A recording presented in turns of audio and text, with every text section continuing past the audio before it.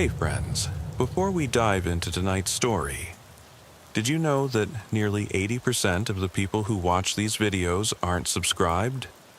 If you're enjoying this kind of content, consider hitting the subscribe button. It really helps a lot, and it keeps these long stories going. Also, I'd love to hear from you. What time is it right now where you are, and which city are you listening from tonight? And if these stories help you sleep, feel free to tap the thanks button to support the channel. It truly means a lot. All right, let's get into it. I keyed the mic twice as I eased the cruiser onto County Road 14. No traffic at this hour, just tall pines crouching against the sky. My watch read 0007, and I'd been on shift for nearly 6 hours. I'd spent the night running calls like a broken record. Noise complaints, suspicious headlights, that one stranded motorist whose battery had died 2 miles back. But this next call should have been easy. Welfare check on an elderly man who hadn't picked up his medication in 3 days, lived alone in a clapboard house nobody saw anymore.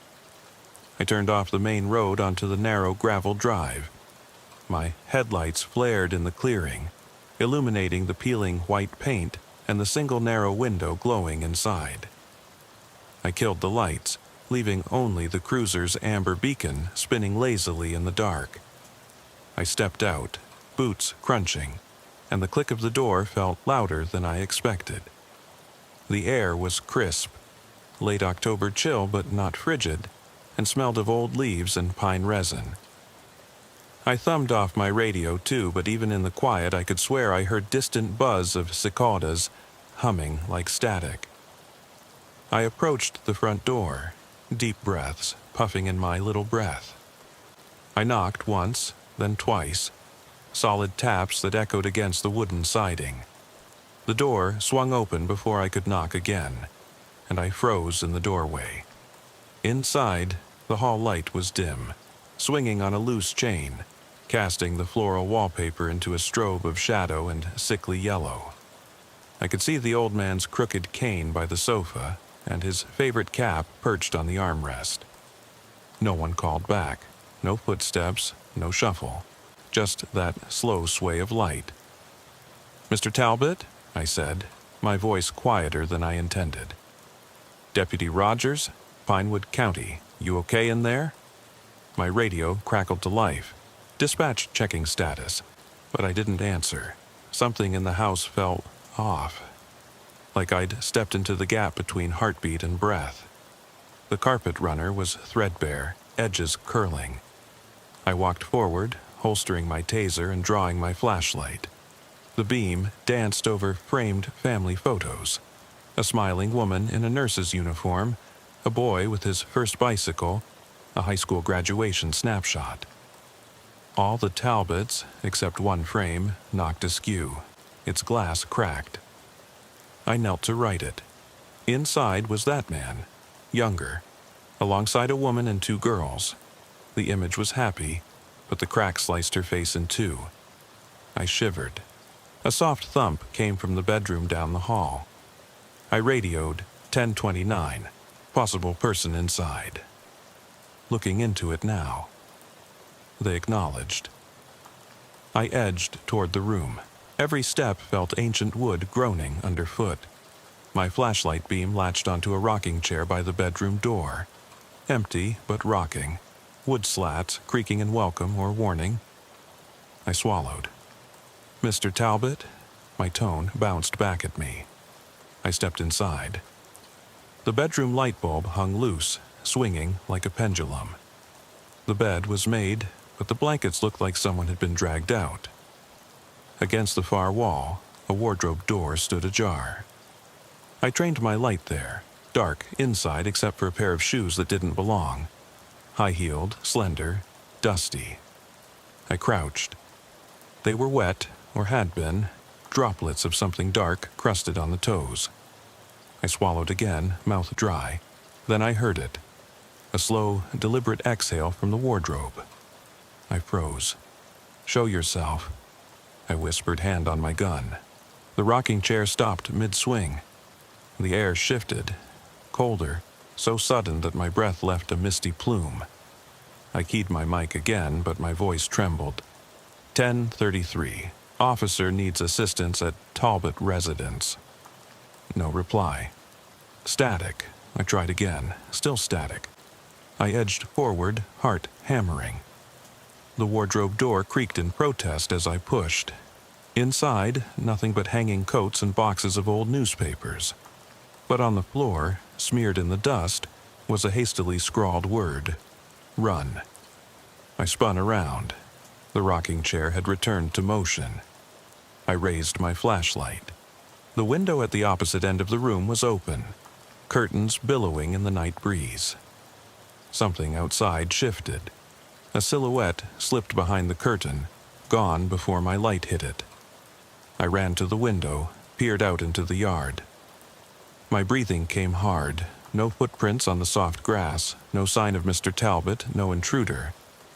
Just the edge of the woods rustling, silent fields stretching under the moon. The sense of wrongness weighed like a stone in my gut. When I turned back into the room, I nearly stumbled over the cane. That cane. When I'd entered, it had leaned against the sofa. Now, it lay by the window, tip smeared with the same dark crust from the shoes. My radio snapped alive, and a voice cut through. "Deputy Rogers, you there?" Relief and dread crashed together. "I'm here," I croaked, stepping back from the window. "I need backup and EMS to 452 County Road 14. Possible assault. Victim unaccounted." They sent me the ETA. I retreated to the hall, eyes darting to each flicker of shadow. The house felt smaller. Its walls, breathing in unison with my pulse. I passed the cracked photograph on the wall and caught a movement in the frame. Tiny, almost invisible. I froze, trained my light on it. Nothing. But then I realized the smiling nurse in the photo was wearing a ring on her left hand, an heirloom band Mr. Talbot always showed off. Yet, in the old lady's obituary clipping on the fridge, she'd died decades ago. My chest tightened. I reached the living room and saw, for the first time, the outline on the TV screen, static dancing like snow. Within the static, I thought I saw a face, a fleeting glimpse of a woman's eyes behind the noisy white. I blinked, and it was gone. My radio crackled with urgency, lights flashing from the patrol cars coming down the drive. I stepped onto the porch, squinting into the dark. As the cruisers pulled up, the beams washed over the yard. In that sudden flood of light, I saw it. Etched into the dirt just beyond the door, footprints. Bare footprints, too small to be mine, leading away from the house toward the woods. They vanished at the tree line. And in that moment, boots on the porch, patrol lights throbbing, I realized the horror wasn't inside the house or in the empty shoes. It was the knowledge that someone or something had watched me discover those clues, had guided me through this charade. And they were still out there, waiting in the dark beyond that door, just out of sight. I didn't know what I would find when I followed those prints into the forest. What I did know was that, from this night on, the woods wouldn't feel empty ever again. I stepped off the porch and into the chill night air, squad car lights collapsing behind me into pale blue and red pools on the asphalt. My breath clouded before my face, and every hair on my neck prickled as I studied the bare footprints leading into the shadowed tree line. Backup had arrived, 2 cruisers idling, their engines purring, yet I felt strangely alone, as though an invisible presence had tucked itself just beyond the beams of my flashlight. I called into the radio one more time, voice low. "Rogers to dispatch. I'm following tracks into the woods. Request K9 and additional units to establish perimeter." No sooner had I keyed off than I heard footsteps on the porch behind me. Deputy Torres, arriving to support me. Her beam cut through the dark. She angled it at the footprints and nodded once. "You sure you want to go?" I gave her a curt nod. "He, whatever he is, led me here. I need to know who." She clicked her gloves into place and followed beside me as I stepped beyond the edge of the yard. The forest greeted us with the snap of twigs and the distant whisper of wind through pines. My flashlight's cone illuminated rotting leaves, tangled vines, and low-hanging branches. Every now and then, I spotted another footprint, bare sole impressions in the soft earth, irregular in spacing, as though whoever wore them had been limping, dragging one foot slightly. I kept my hand on my taser. Partner's service pistol clipped at my hip. "Stay close," I muttered. Torres flashed her light upward, catching the tremor of moonlight on black branches. "Feels like something's watching," she said, voice hushed. I swallowed and forced my focus ahead. I'd done enough night patrols in wooded areas, welfare checks and runaway teens, but this felt different. Clinical, predatory. The air was unnaturally still, like the forest itself had gone silent to watch. The footpath grew narrower, and the tracks led us deeper between trunks that leaned like silent sentinels. I glanced at my radio. No static, just silence. I keyed it again, but there was only dead air. My heartbeat thudded in my ears. Then, up ahead, the beam caught something unexpected. A scrap of red fabric snagged on a bramble, torn and frayed. I edged forward, crouched, and studied it. It matched the bloody smear on the cane and the dark crust on the heels, fresh, moist. I pressed it between my gloved fingers. It smelled metallic. Blood. "Someone's hurt?" I whispered, then flashed Torres a worried look. She exhaled sharply. "Brace yourself." We advanced, boots crunching bone-dry sticks. The tracks curved around an ancient oak whose side was scarred by lightning long ago. The bark gaped like a wound. Just beyond it, we spotted more footprints, this time deeper, as though someone had knelt or fallen. The indentations formed a semicircle around a patch of bare earth. I swept the light across and froze. In the center lay a single, worn shoe, a battered leather loafer, size 10, too large to match the woman's heel left in the wardrobe, and yet too small for mine. It lay heel down, toe pointing at us like an accusing finger. The inside was stained dark. I crouched and scanned the ground around it. Red droplets dotted the perimeter, forming a trail away from the oak toward a shallow depression. My gut nodded. "Damn," I breathed. Torres shone her light over my shoulder. "We need K9. I stood and called into the night. "K9 unit, 1452, near the old oak." My tone was urgent, but I barely heard my own words. Every rational thought raced to keep pace with my fear. Run back to the road, get everyone here, cordon off the woods. But curiosity, duty, something pushed me forward. We continued, and the trees closed around us. The darkness seemed to thicken, pressing in. My beam flickered as I navigated tangled roots. Then I saw it. Ahead, where the forest floor dipped into a hollow, and a natural rectangle of disturbed earth. Like someone had dug a shallow pit and refilled it poorly, soil loose, edges crumbling. I approached the edge and spotted a handle embedded in the dirt, a rusted metal loop.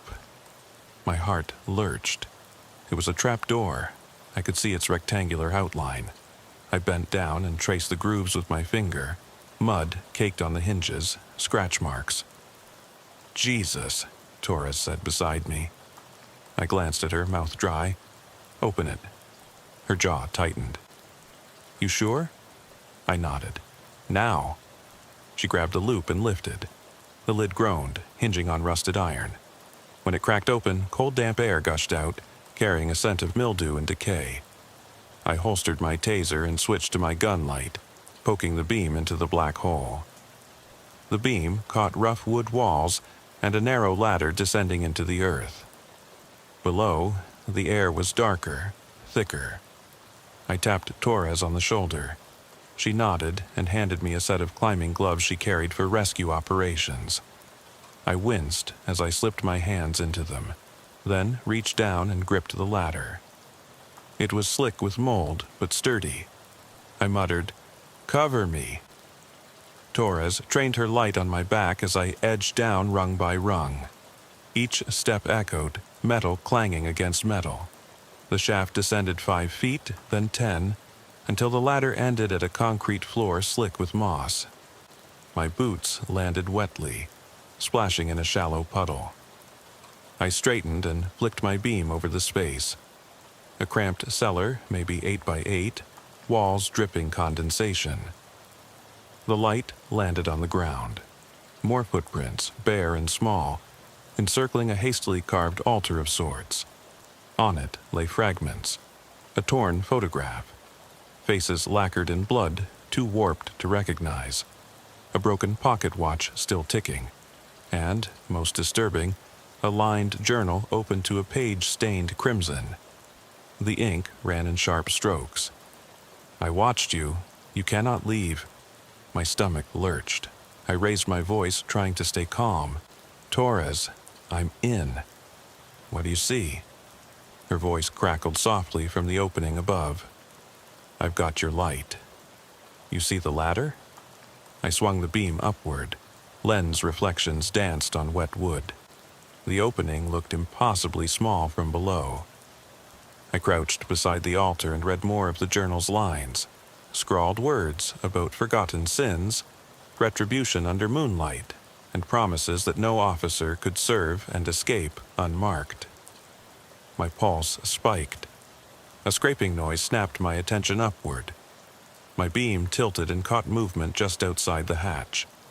A pale hand sliding over the wood, fingertips splayed. I nearly fell over. I scrambled backward, heart hammering, and the hatch slammed shut with a loud thud. Darkness closed in, broken only by my beam dancing on the damp walls. I pounded on the hatch. "Hold it open! Torres!" Silence answered. I pounded again. "Open up!" My beam swept the room, landing on the journal.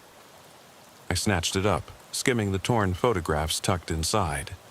Faces of Talbot, older and younger, blood spatter patterns matching the bruise on the wardrobe shoes.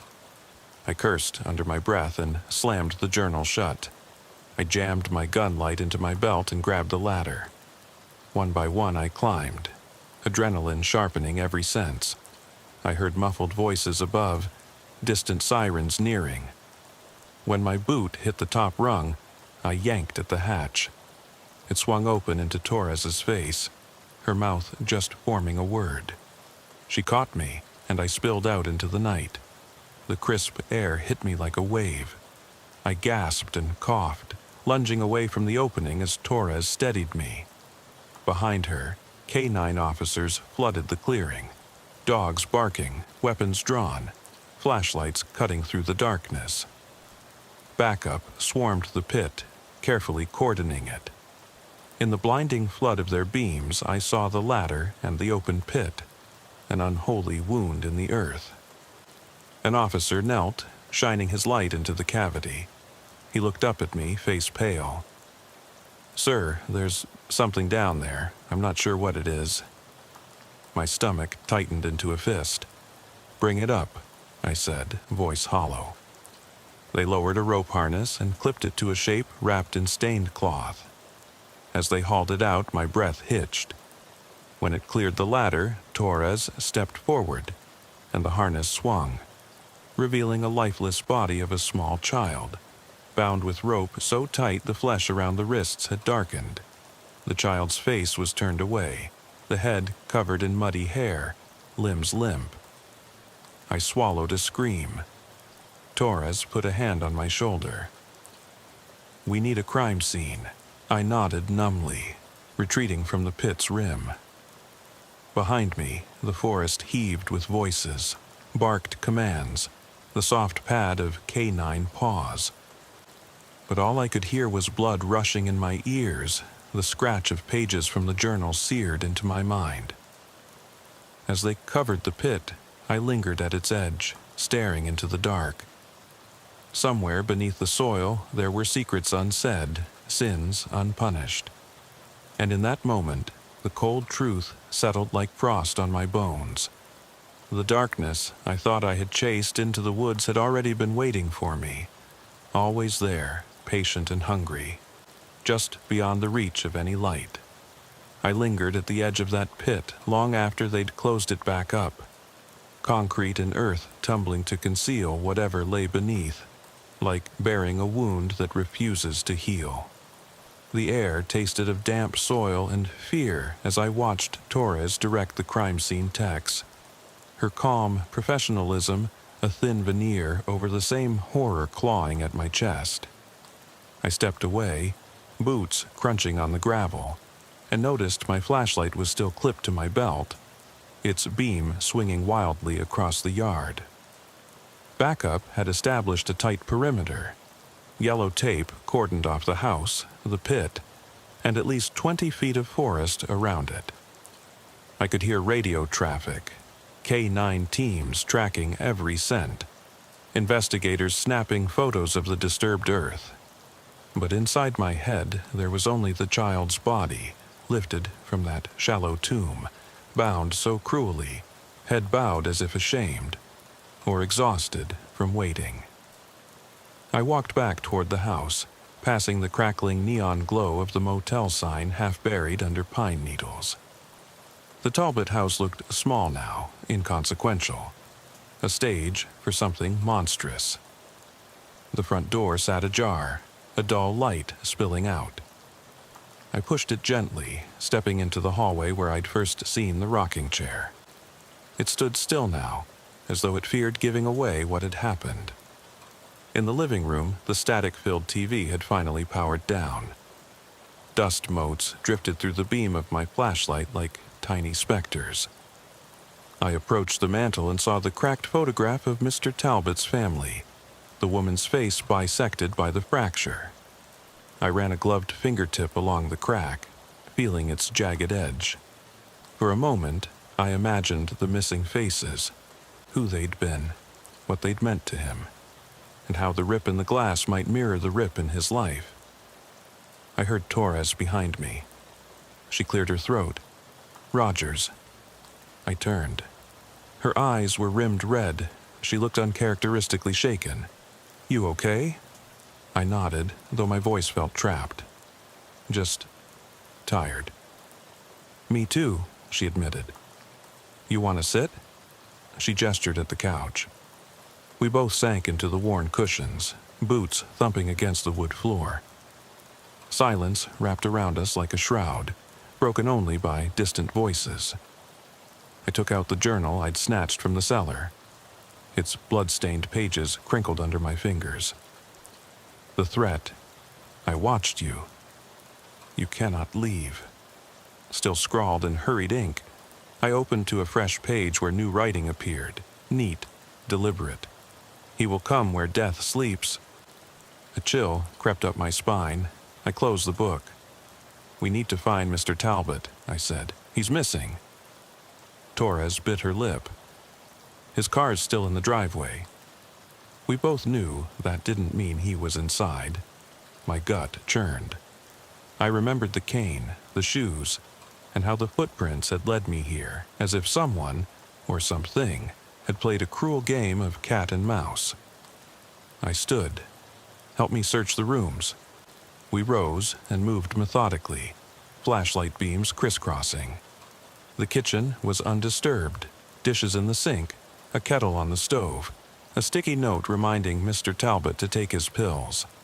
I dared not touch it. Upstairs, 2 bedrooms and a small bathroom held nothing but rumpled sheets and empty pill bottles. No sign of an elderly man or the intruder, only the echo of emptiness. Back on the ground floor, I checked the hallway closet again. No fresh clues. I turned my flashlight to the front entrance and noticed something at the threshold. A smear of dark red, smeared into the wood like someone had dragged something heavy over it. I knelt to inspect and realized it was not blood, but something darker, tar-like, viscous, oddly glossy in the light. I flicked my finger through it, sticky, cold. I turned it over and saw a glint in the grain, a tiny metallic shard embedded in the smear. I pried it free, a fragment of a dog tag, engraved with a name and service number I'd never seen before. My pulse spiked. Talbot had served in Vietnam. Maybe his name matched his old tag, but this one was different, new, cleanly cut. I showed it to Torres, who frowned. "That's not his." "No," I said, "and it wasn't there before." In that moment I understood. Someone had planted it, left it as a calling card, or worse, a lure. My radio chirped. The detective on scene was on the line. I stepped outside and flipped it open. Rogers. "Sir, we found the old septic tank down by the creek, the one that was decommissioned decades ago," the detective said. "Looks like the ground's been moved." I cursed under my breath. I'm on my way. I downed a sip of lukewarm coffee from an abandoned styrofoam cup on the porch railing. The taste was bitter, like every lie I'd told myself about these jobs being safe. I pocketed the journal and led Torres across the yard, K9 units converging on the creek bed where the earth sloped toward murky water. The night sky reflected in the water's oily surface, and the dogs strained at their leashes, nostrils quivering. Detectives knelt at the bank, flashlights illuminating fresh soil pushed to the side. I crouched beside them, examining prints in the mud, bare footprints and shoe treads, haphazard in direction, like someone had broken free and flailed. They led down to the water's edge. I waded in slowly, feeling my boots sink into the muck. The cold seeped through my socks. I shone my light and saw shapes beneath the surface, objects tangled in algae and shadow. "Stay back," I warned, drawing my gun light. I plunged my arm waist-deep and felt something slimy brush my forearm. I yanked it out and shone the beam on the water. A battered metal box floated, its hinges rusted. I heaved it onto the bank, heavy, waterlogged. Torres knelt to help, and together we pried it open. Inside lay a collection of silverware, forks, spoons, knives, family heirlooms, tarnished and bent. Beneath them, pinned to the box interior, was a photograph. Mr. Talbot in uniform, standing tall in front of a military tent. But somebody had scratched the photo's surface, carving shapes that looked like runes or symbols, incomprehensible. At the bottom, in faint ink, 2 words, "Come home." My chest tightened.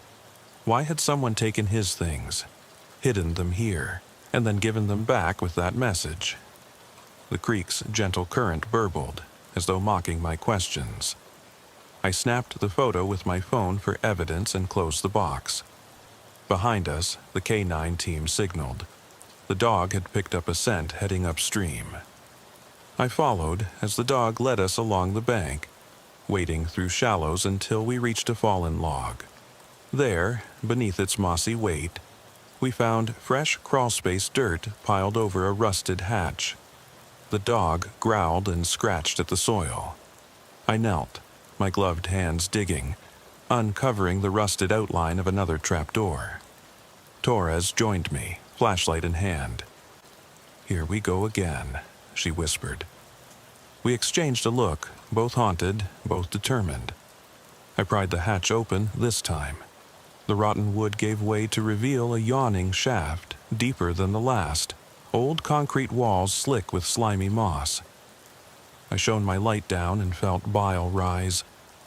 Something moved at the bottom. A dark figure, hunched, unmoving.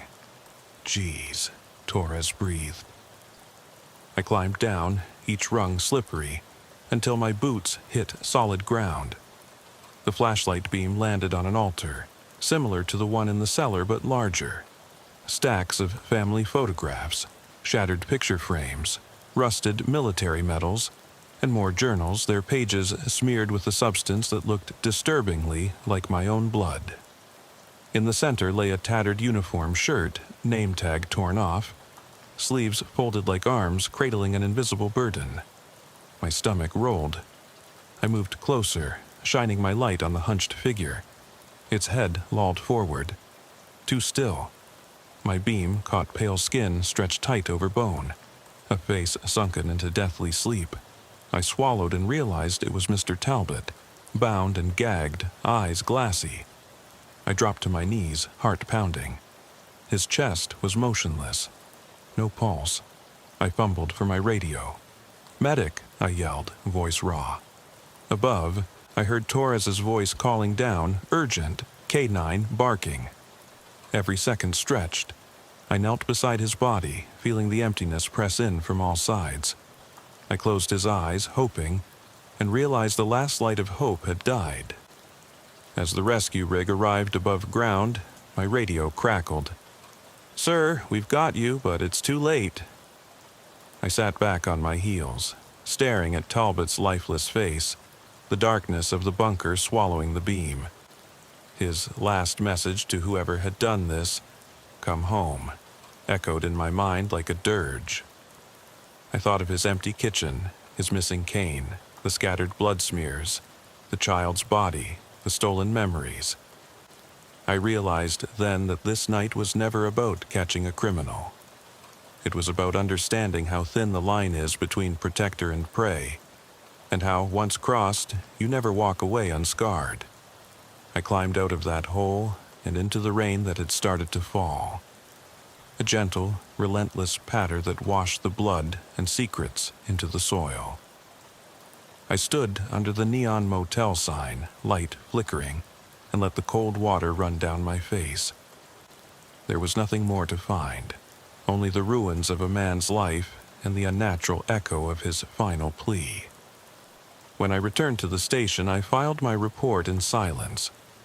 No one asked why I looked like someone who'd seen hell. They already knew. And that journal, they cataloged it as evidence, but none of us could bring ourselves to read every page. Some things are better left buried. That morning, as dawn crept over Pinewood County, I sat alone in the dark office, hands wrapped around a lukewarm coffee. My reflection stared back from the window, haggard, haunted. I reached out and touched the glass, remembering the message scrawled in the cellar. "You cannot leave," I whispered to myself, voice cracking. I tried to save him. I tried to stop this. And in that quiet moment, I understood that the darkest shift of my career wasn't the night I discovered a body in a pit or found the child beneath the Talbot home. It was realizing that some horrors don't end with an arrest or an autopsy. They follow you home, crawl into your breaths, and whisper in the spaces where you thought you were safe. I'll never unsee what I saw that night. And every time I close my eyes, I still see Mr. Talbot's uniform and the child's empty stare. Reminders that in our line of work, the monsters we chase sometimes live in the shadows we carry with us. I ducked under the yellow tape and slipped back into the hollow shell of that little white house, Torres close behind me. The early morning light was already creeping in behind the storm clouds, turning the night's horrors into a pale, washed-out tableau of peeling paint and dusty linoleum. We moved slowly, deliberately, checking every room as though the walls themselves might be hiding secrets. In the kitchen, the kettle had cooled to lukewarm. The sticky note still clung to the fridge door. "Don't forget pills," in Mr. Talbot's neat handwriting. I stared at it, wondering if he'd written that just hours before becoming a victim of something so twisted I could barely believe it. Torres stood at the threshold, eyes on me, unspoken question in her posture. I shook my head and lifted the note with gloved fingers, gingerly placing it into an evidence bag. Upstairs, the bedrooms were silent and empty, beds unmade, pill bottles scattered. In the smaller bedroom, the one we hadn't searched earlier, I found a child's drawing pinned to the wall with a crooked tack. Stick figures under a big yellow sun, smiles fixed across their faces. One figure, in crayon red, had a slash across its chest and no face. I took a shaky breath, tore the drawing off, and bagged it. Torres moved to the window and peered out at the gray dawn, silent. Downstairs again, I realized I'd left my belt flashlight by the pit's edge. I retrieved it, unused in the chaos above, and turned it on. The beam caught an envelope beneath the coffee table. It was yellowed and old, an envelope stamped property of H. Talbot, 1973. The seal was broken. Inside was a single Polaroid, edges curled and frayed. I lifted it, shining the light for Torres.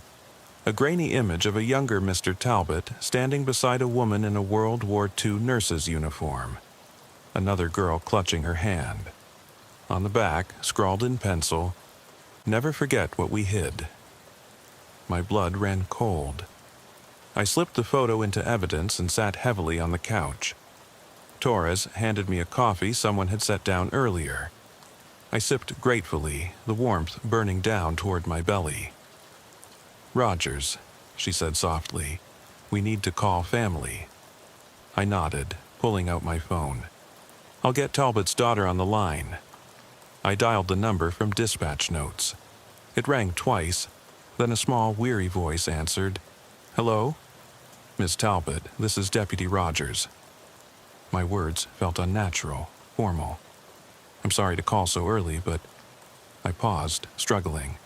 "Your father's been found." "Oh, God." Her voice cracked, and I heard a stifled sob. "Where is he?" I explained. "Bunkered pit down by the creek. Body recovered this morning." I waited in uncomfortable silence, then added, "I'm so sorry." She didn't respond for a long moment, then whispered, "I'll be there as soon as I can." After I hung up, the street outside was quiet except for the soft patter of rain beginning to fall. I peered through the window at the dark woods beyond. My reflection stared back, eyes hollow. Torres knelt near the fireplace, fingers trailing dust across the hearth. "We've cataloged everything here, the cellar journal, the photo, the drawing. Either there's a history we don't understand, or someone planned this for decades." I pressed my palms against my eyes, willing away the images of that blood-slick pit and the child's body. "Why her things in the creek?" I asked. "Why the box of silverware, the photo, the medals?" She exhaled slowly. It was meant as a message. He, whoever orchestrated this, wanted Talbot to retrace his past, to unbury those memories. And when he did, he found darkness instead of closure. I rubbed my face, thinking of the service tags, not Talbot's, but someone else's. A fragment of another life, forced into this tableau. It was psychotic, methodical, and personal. We stepped outside into the drizzle, the yellow tape flapping softly. Detectives clustered it, the edge of the creek, filling out reports. K9 units were packing up, dogs nosing into the underbrush one last time. I caught sight of Officer Delgado's cruiser. He stood beside it, arms crossed, watching us. I nodded at him. He gave a respectful tilt of his head. As we walked down the drive, I felt the damp air cling to my jacket, heavy with the scent of mud and rot.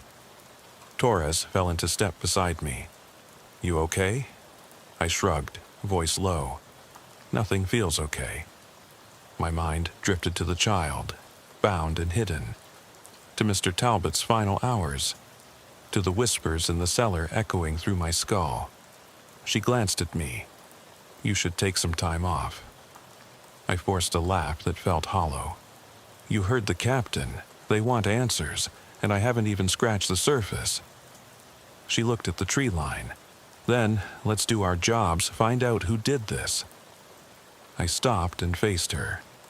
"You really think we'll catch him?" Her eyes were steady. "Yes." The rain picked up, tapping a steady rhythm on the cruiser roofs. We'd gathered most of the evidence, but the puzzle was far from complete. There were loose ends, the other service tag, the target on Talbot's uniform, the unknown symbols carved into the photo. And then there was the question in my gut: why the child? We reached the cruisers and climbed in.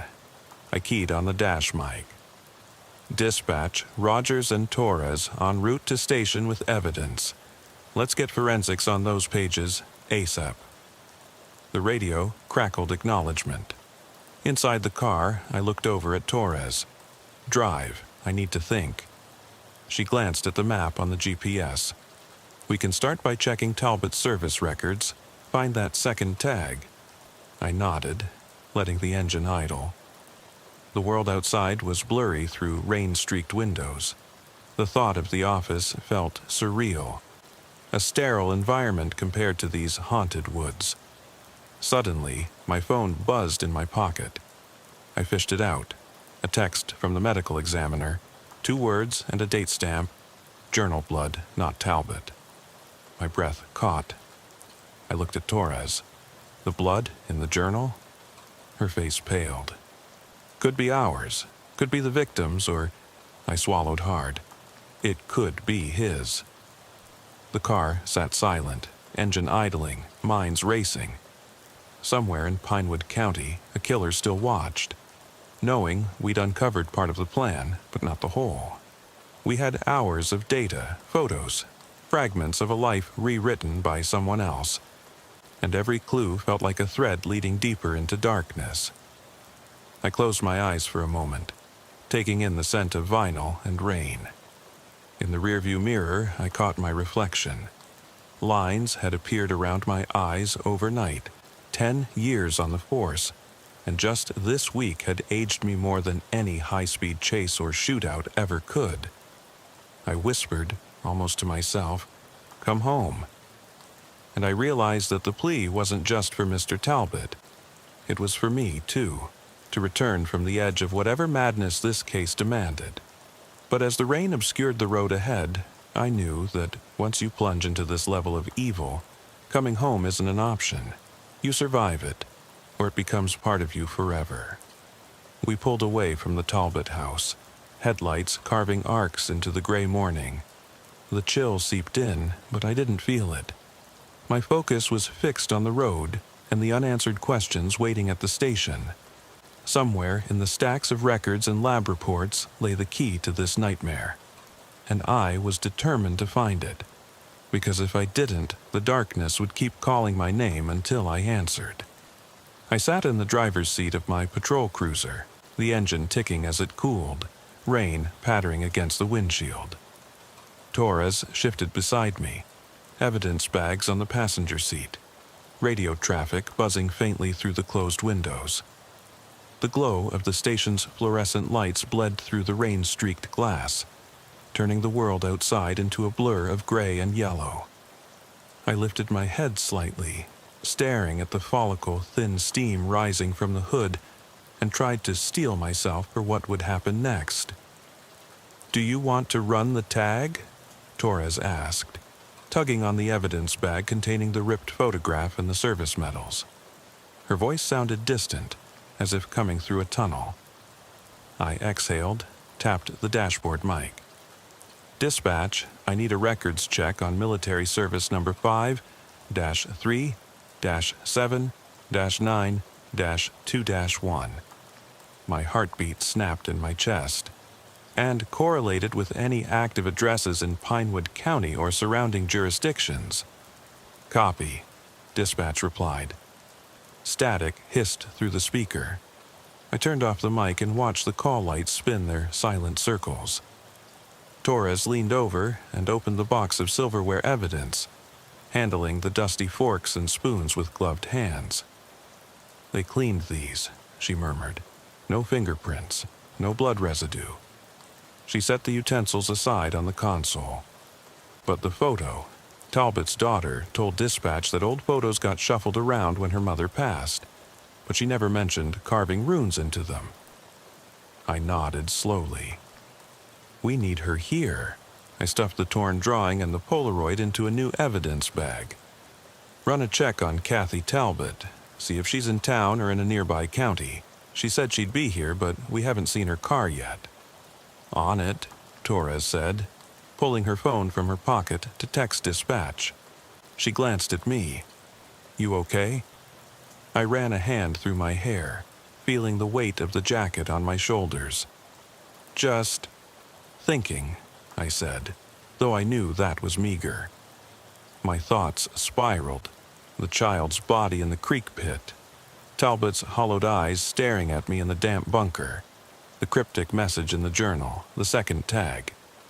Torres cleared her throat and reached across to grip my arm. We'll catch whoever did this. I met her gaze, searching her eyes for the same conviction I tried to feel. I hope so.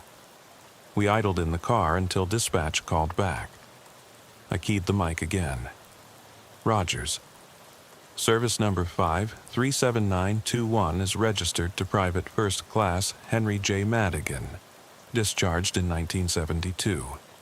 He died in 1988, burial at Pinewood National Cemetery. No recent addresses.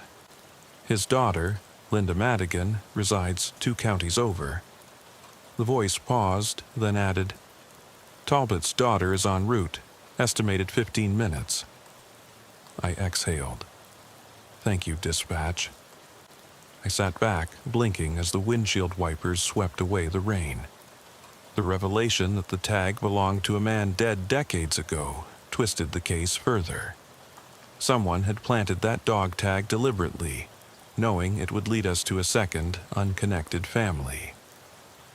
Torres hovered her hand over the mic. Shall I get Linda Madigan's number? I nodded. Yes, and contact the cemetery office. We need to know if there were any disturbances around his grave. Any recent visits. She tapped her phone. On it. I closed my eyes for a moment, breathing in the scent of wet vinyl and coffee from my travel mug, a crumpled paper cup someone had left in the back seat. My reflection stared back, hollow-eyed, unshaven, a uniform embroidered with the county badge. I reminded myself I still had a job to do. Lights flashed behind me, and I turned to see a dark SUV pull into the lot, headlights off. It coasted to a stop beside my cruiser. Suddenly, the headlights came on, blinding in the rearview mirror. The SUV's engine cut, and I realized I recognized the silhouette behind the wheel. Captain Chen's tall frame, trench coat collar turned up. I killed the engine and stepped out as he approached. Torres stowed her evidence bags and followed. The rain had slowed to a drizzle. The captain's face was grim, his usual confidence replaced by tension I'd never seen in him before. Detective Rogers, he said, voice low. I wanted to see things firsthand. He nodded at Torres. And you're Deputy Torres? She inclined her head. Sir. He motioned for us to follow inside. The station's front door slid open with a hiss. We stepped into the lobby, the odor of disinfectant and stale coffee thick in the air.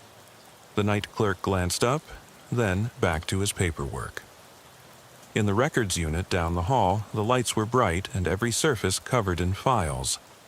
Linda Madigan's service record lay open on a desk, next to a list of cemetery visits. I flicked on my flashlight, scanning the discharges and burial logs. Madigan's file showed honorable discharge, Purple Heart, then an address in town until 1985. No records of any recent visits to his gravesite, but security logs noted 3 odd entries. November 2019, April 2020, and July 2024. Late-night visits by an unverified vehicle. I pointed at the log. Those timestamps, 2:17 a.m. shows up again. The last visit was July 12, 2024, 2:17 a.m. Chen frowned. the same time the mirror vibrated in room 7 at 2:17 a.m. Torres exhaled. "Sir, that can't be a coincidence." The captain's jaw clenched. "Let's not dismiss it. We've got pattern here." I laid the journal on the desk, careful to keep the pages together. The phrase, "He will come where death sleeps," stared back. "Sir, I believe whoever set this up is linking these events, Talbot's death, the child in the pit, Madigan's grave, and room 7, through this symbol and timestamp." Chen ran a hand through his gray hair. "Go on." I tapped the journal. The handwriting matches the runes carved into the Polaroid. Whoever wrote it knew Talbot's history, knew where to find old medical specimens, how to hide bodies in underground chambers. Now they've dragged us through cemetery logs and silverware the family left behind. They want us to see the sins of the past and of the institution. He nodded slowly. "I'll authorize a full cold case review of Madigan's death and Talbot's service record. And we need to get forensics on that blood in the journal." Torres added, "And family interviews. We need to talk to Linda Madigan. Her reaction, her recollection of any strange visitors, and Kathy Talbot as soon as she arrives." Chen stood and surveyed us. "This is bigger than a single murder or assault. This is someone orchestrating a ritual, tying these men's histories into something perverse. We're going to need state resources. I'll call in the SBI, State Bureau of Investigation." His words settled over us like a verdict. I felt a weight lift. It wasn't just on us now, but fear crept in too. With more agencies involved, the case would expand, but so would the potential for missteps. The captain turned to leave, then paused. "Rogers, stay sharp. Whoever is doing this will likely target another shift tonight. Keep your eyes open." I nodded. "Yes, sir." He headed toward the stairs, leaving me with the journal glowing under the harsh overhead lights. Torres and I exchanged a glance. This was no longer a local murder case. It was a network of dark connections reaching back decades, and the killer had already shown he could hide bodies in basements and pits and graves. The next move was ours, but we had no idea where the board's pieces would land. Torres gathered her bag and slid the journal inside. "Let's get to work." I picked up the Polaroid and studied the carved symbols again. Sharp, angular lines intersecting in patterns I couldn't decipher. Behind them, the obscured face of a smiling woman, a nurse, haunted my vision. I felt the breath catch in my throat. As we left the records unit and headed back to the bullpen, the station's clock ticked closer to 4 a.m. The sky outside was reddening with dawn, a false promise of hope. I glanced back at the clock. 2:17 had come and gone, but I knew it would come around again. And when it did, the nightmares we'd glimpsed would only deepen. The fluorescent glare of the records unit faded behind us as we stepped onto the station's front porch, the sky a bruised purple of pre-dawn. I glanced at Torres, whose jaw was set tight against exhaustion. We had enough threads now: service records, cemetery logs, Talbot's daughter en route, Madigan's ghost tag, a buried child, and symbols that defied logic, but they formed a tapestry soaked in blood and old sins. Inside the cruiser, I aired the engine, and Torres slid the journal and evidence boxes into the trunk. The heater kicked on, fogging the windshield in lazy swirls. I watched the streetlights flicker as we pulled away, passing crews packing up at the Talbot house, the forest swallowed whole by the dim morning. My mind churned with images: blood-streaked walls, the child's empty stare, Mr. Talbot's uniform lying next to that altar. Dispatch crackled. "All units, clear the 1452 perimeter. Detectives returning to station." I switched the mic off. Torres tapped the console thoughtfully. "First thing when we get back, interview Kathy Talbot, then Linda Madigan, If we can't find the killer, perhaps the families hold clues. I nodded, pulling onto the main road. And forensics on that journal blood. If it's not Talbot's and not the child's, whose is it? She exhaled. Officer blood? Could be you or me. Did we accidentally smear it while handling evidence in the cellar? I grimaced. The thought made my skin crawl, that the journal might bear my own DNA, mingled with the killer's, marking me as a part of the ritual. But it also raised a darker possibility, that the killer had collected samples from each victim, Talbot, the child, Madigan, and combined them, a twisted collage of lives stolen. We crossed the railroad tracks and rolled to the station's side entrance. As we climbed out, the rain began again, soft patter on our uniforms. I opened the door to the bullpen, and the quiet hum of early shift greeted us. Detectives huddled over monitors, traffic logs blinking on screens, forensics techs poring over evidence under bright lamps. My desk waited, strewn with printouts, cemetery maps, service records, the image of the carved Polaroid. I sat and spread them out, Torres pulling up her chair beside me. "Let's map it," I said, grabbing a pen. I sketched Pinewood County's outline, marking the Talbot home, the hidden cellar, the creek pit, and Madigan's grave. I connected them with arrows. October 2005, room renovation. February 2006, room 7 anomalies. April 3rd, 2006, sealed chamber. July 2024, Madigan's grave disturbance. October 2012, Talbot attack. Now 2025, child and trapdoors. Torres traced the timeline with her finger. It's cyclical. Roughly every 8 to 10 years, something happens, and always at night. Always 2:17 a.m., which means someone is orchestrating these events according to a schedule. A sick anniversary. She tapped the Polaroid symbol. These runes, could they be a calendar, an occult cipher marking intervals?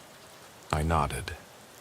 We need a specialist, someone familiar with esoteric symbology. In that moment, Kathy Talbot stepped into the bullpen. Her face was ashen, her uniform swept back, hair pulled into a tight knot. She looked at us, then at the maps. "You said you found my father." Her voice was hollow. I stood. "Miss Talbot, thank you for coming. I'm Deputy Rogers, and this is Deputy Torres." We gestured to seats. "We're sorry for your loss." She took a shaky breath and sat. I just want to know why. Why my father? He was a good man." Torres opened her notebook. "We believe someone targeted your family deliberately, using your father's history and connections." Kathy flushed. I don't understand." She angled her gaze to the Polaroid. "Where did you get that?" I placed the photo on the table. "At the creek. It was in a box with your family's silverware." Her eyes widened as she reached for it, but I held back. "We need you to tell us about your family's past. Any history of cults, odd neighbors, secrets that might have been buried." She folded her hands. "My mother was a nurse at the county hospital in the 1970s. Dr. Felton was the pathologist. They worked together." She paused, as though unearthing a buried memory. "There were rumors, stuff about experiments, patients who died under mysterious circumstances." My heart thumped. "Felton, that's the name from the old morgue specimens." I glanced at Torres. She scribbled rapidly. Kathy swallowed. "My mother kept a journal, not a diary, but she wrote about odd things she saw. Jars of brain tissue, experiments with electricity. She tried to speak up, but they threatened her." Her voice trembled.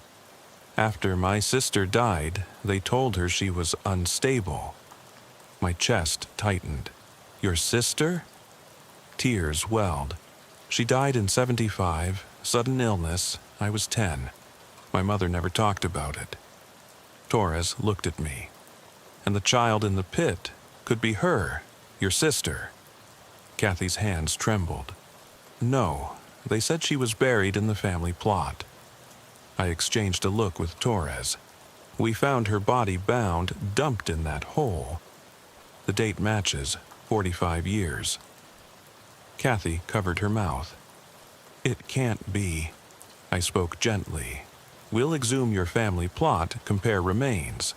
But we believe the killer is reenacting those deaths, resurrecting old sins through new victims. She shook her head. Why me? I closed my eyes for a moment. Because you sought the truth. You dug into your mother's past. You followed the breadcrumbs. Suddenly, the door slammed open. Detective Delgado burst in, face pale. Sir, you need to see this. He held up a tablet showing a grainy surveillance still. A figure slipped into the station's parking lot at 2:17 a.m. Hood pulled low, gait limping. In one hand, a small bundle wrapped in cloth. The other hand carried something small and metallic. Torres frowned. That silhouette, limping, matches the footprints we tracked. And that bundle could be the jar specimens. I stood, stomach in knots. Trace that plate number, see if we can pick up any cameras around the station. Delgado nodded. Already on it, but there's something else. He tapped the tablet, sliding to the next frame.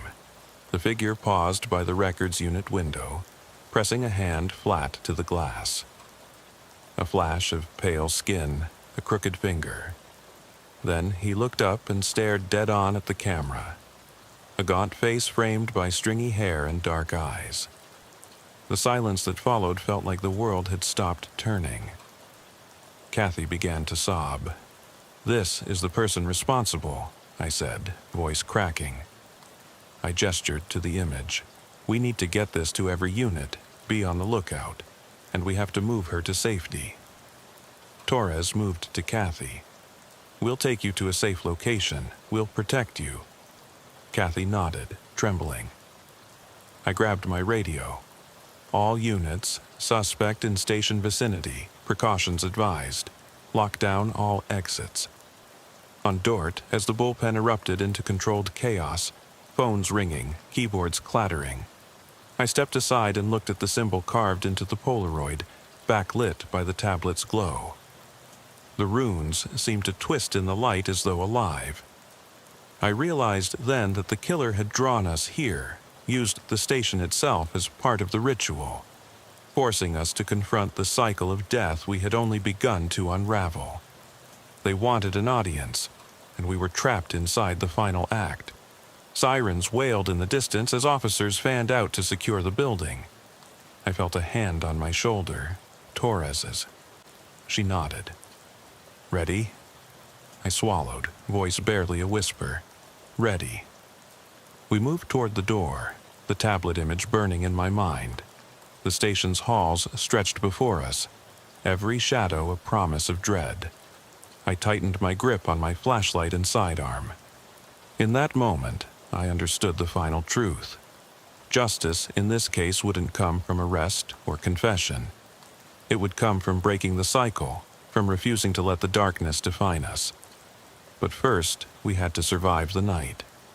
And as I stepped into the corridor, I knew that when I closed my eyes later, I would see that gaunt face pressing against the window, its hollow eyes drilling into me, promising that some nightmares never end. I felt the weight of every step as Torres and I advanced down the station's corridor, boots echoing against the linoleum. The fluorescent lights overhead hummed, and beneath their glow, every shadow seemed poised to flicker into motion. Radios crackled with updates, officers locking doors, canvassing parking areas, checking alleyways. But in that moment, all I heard was my own heartbeat.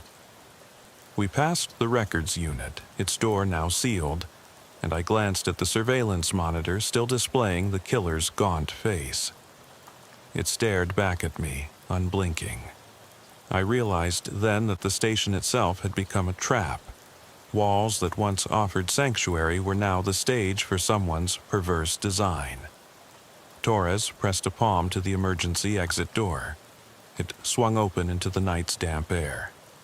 We stepped out into the station yard, patrol lights spinning, officers fanning out with weapons drawn. Kathy Talbot crouched behind a cruiser, eyes wide, clutching a blanket around her shoulders. We made for her, and Delgado met us with a nod. He led Kathy toward a waiting unmarked SUV.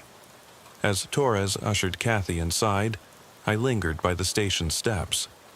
The rain had resumed, fat droplets splashing against my shoulders.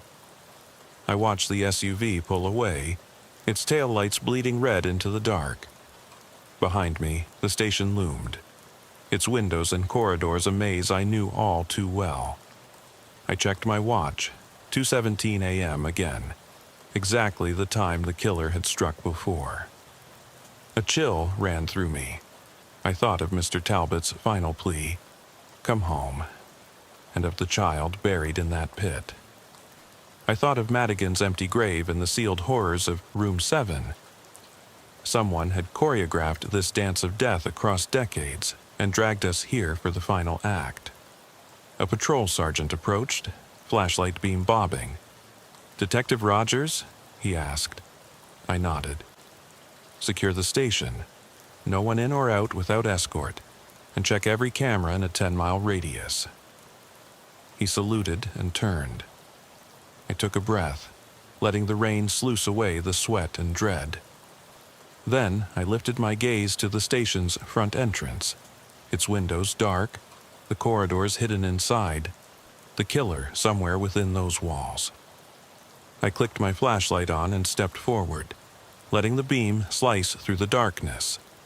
Every cell of my body was primed for instinct, every nerve stretched tight. This was no longer a welfare check or a simple homicide. It was a battle for truth against a darkness that bound itself to history and memory. I paused on the threshold, hand on the door's cold metal frame. When I pushed it open, the hallway lights flickered in greeting, and the radio static hummed in my ear once more. I swallowed hard, squared my shoulders, and walked back into the building where the next confrontation awaited. And as I crossed the threshold, I knew I would never unsee that face at the window, its hollow, accusing stare etched into my mind, a promise that even this station would not offer escape from the nightmares I now carried. I shifted my seat and eased the patrol car's door closed behind me, the click of the locks echoing off the cracked asphalt as I settle into the driver's side. It's 10:03 p.m., and the last of the streetlights flickers out, swallowing the block in deep shadow. Diaz offers a tired nod from the passenger seat, his breath visible in the cold air that seeps through the door's seams. We've been on the road since 6 p.m., 2 back-to-back calls that turned into paperwork, minor disturbances that ended in "everything's okay now," and a reluctant nod from whoever answered the door. But this feels different already. When the dispatch came over the radio, possible trespasser, female caller, name incomplete, call dropped. There was an edge in the dispatcher's voice. I keyed the mic myself.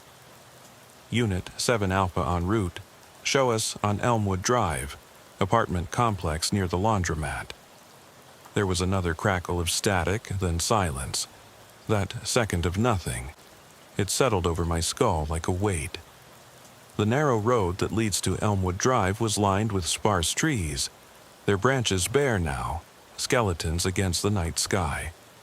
We rolled up beside the old brick complex, 4 stories tall, windows dark except for the flicker of a television in 3C and a dying neon sign in the laundromat below that hummed and buzzed, casting sickly blue light onto the parking lot. The asphalt was patched unevenly, tire ruts channeling into puddles left over from an afternoon drizzle. I glanced at Diaz. "Feels off," he muttered, voice low. Yeah, I said, though I didn't want to admit it. This was the kind of place 100 calls had taught me to expect trouble. Not the violence of TV trouble, but the slow, creeping kind you found in peeling baseboard apartments at 3 a.m. Let's gear up. We grabbed our flashlights, sidearms secured, and stepped onto the sidewalk. My boots crunched gravel and broken glass as we made our way to the front entrance. The door's lock clicked open under Diaz's careful press, and we slipped inside. The lobby was narrow. Grainy beige walls, scuffed black. Mailboxes warped from moisture. A single overhead bulb buzzed, making shadows dance. The smell hit me first. Damp carpet mingled with something acrid, like burnt plastic. I frowned. You smell that? Diaz nodded, scanning the space. We called low. Police. Elmwood Complex, apartment 3B. Anyone, home, make your presence known. Silence. Only a distant thump, like something heavy shifting, came from upstairs. I held up a hand, and together we climbed the dim stairwell, each step creaking under our weight. The sound multiplied in the confined shaft, as if someone else's boots marched above us, waiting. A flickering red exit sign guided us floor to floor until we reached the third. We stepped onto a landing where the air tasted colder, sharper. The hallway stretched out in near darkness, the walls chipped, water stains tracing ghostly rivulets down to the baseboard.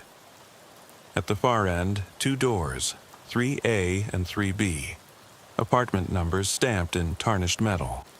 The thump came again, louder, more insistent, behind 3B. I stepped forward. My heartbeat threaded through my gloves as I knocked. Firm, 3 quick raps. Police, ma'am, you okay? Nothing, just the thump. The door, latched but not locked, shivered under my fist. Diaz joined me, flashlight raised, through the peephole. Darkness, then movement. A pale flash of fabric shifting. Someone inside. I twisted the knob. It gave. We crossed the threshold, stepping into a living room that looked like a storm had passed. A coffee table lay on its side, cracked legs splintered. A sofa cushion, zipper torn, lay halfway in the corner, foam poking through. The walls were smeared. Handprints dragged through something dark, sticky. My flashlight beam caught a smear of crimson on the wall, congealed like clotted blood. Diaz cleared his throat behind me. Jesus. We swept the beam. Kitchen door to the left, bedroom door to the right. I called into the gloom. Mrs. Caller? If you're in here, we're friends. Holler if you can.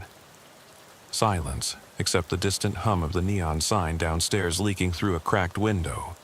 We split. Diaz took the kitchen. I went for the bedroom. In the kitchen, every cabinet was ajar, contents spilled. Tupperware lids cracked, a lone mug shattered on the floor. Cold profile walls lost their cheap linoleum under smashed fragments. Diaz revealed nothing but echoes.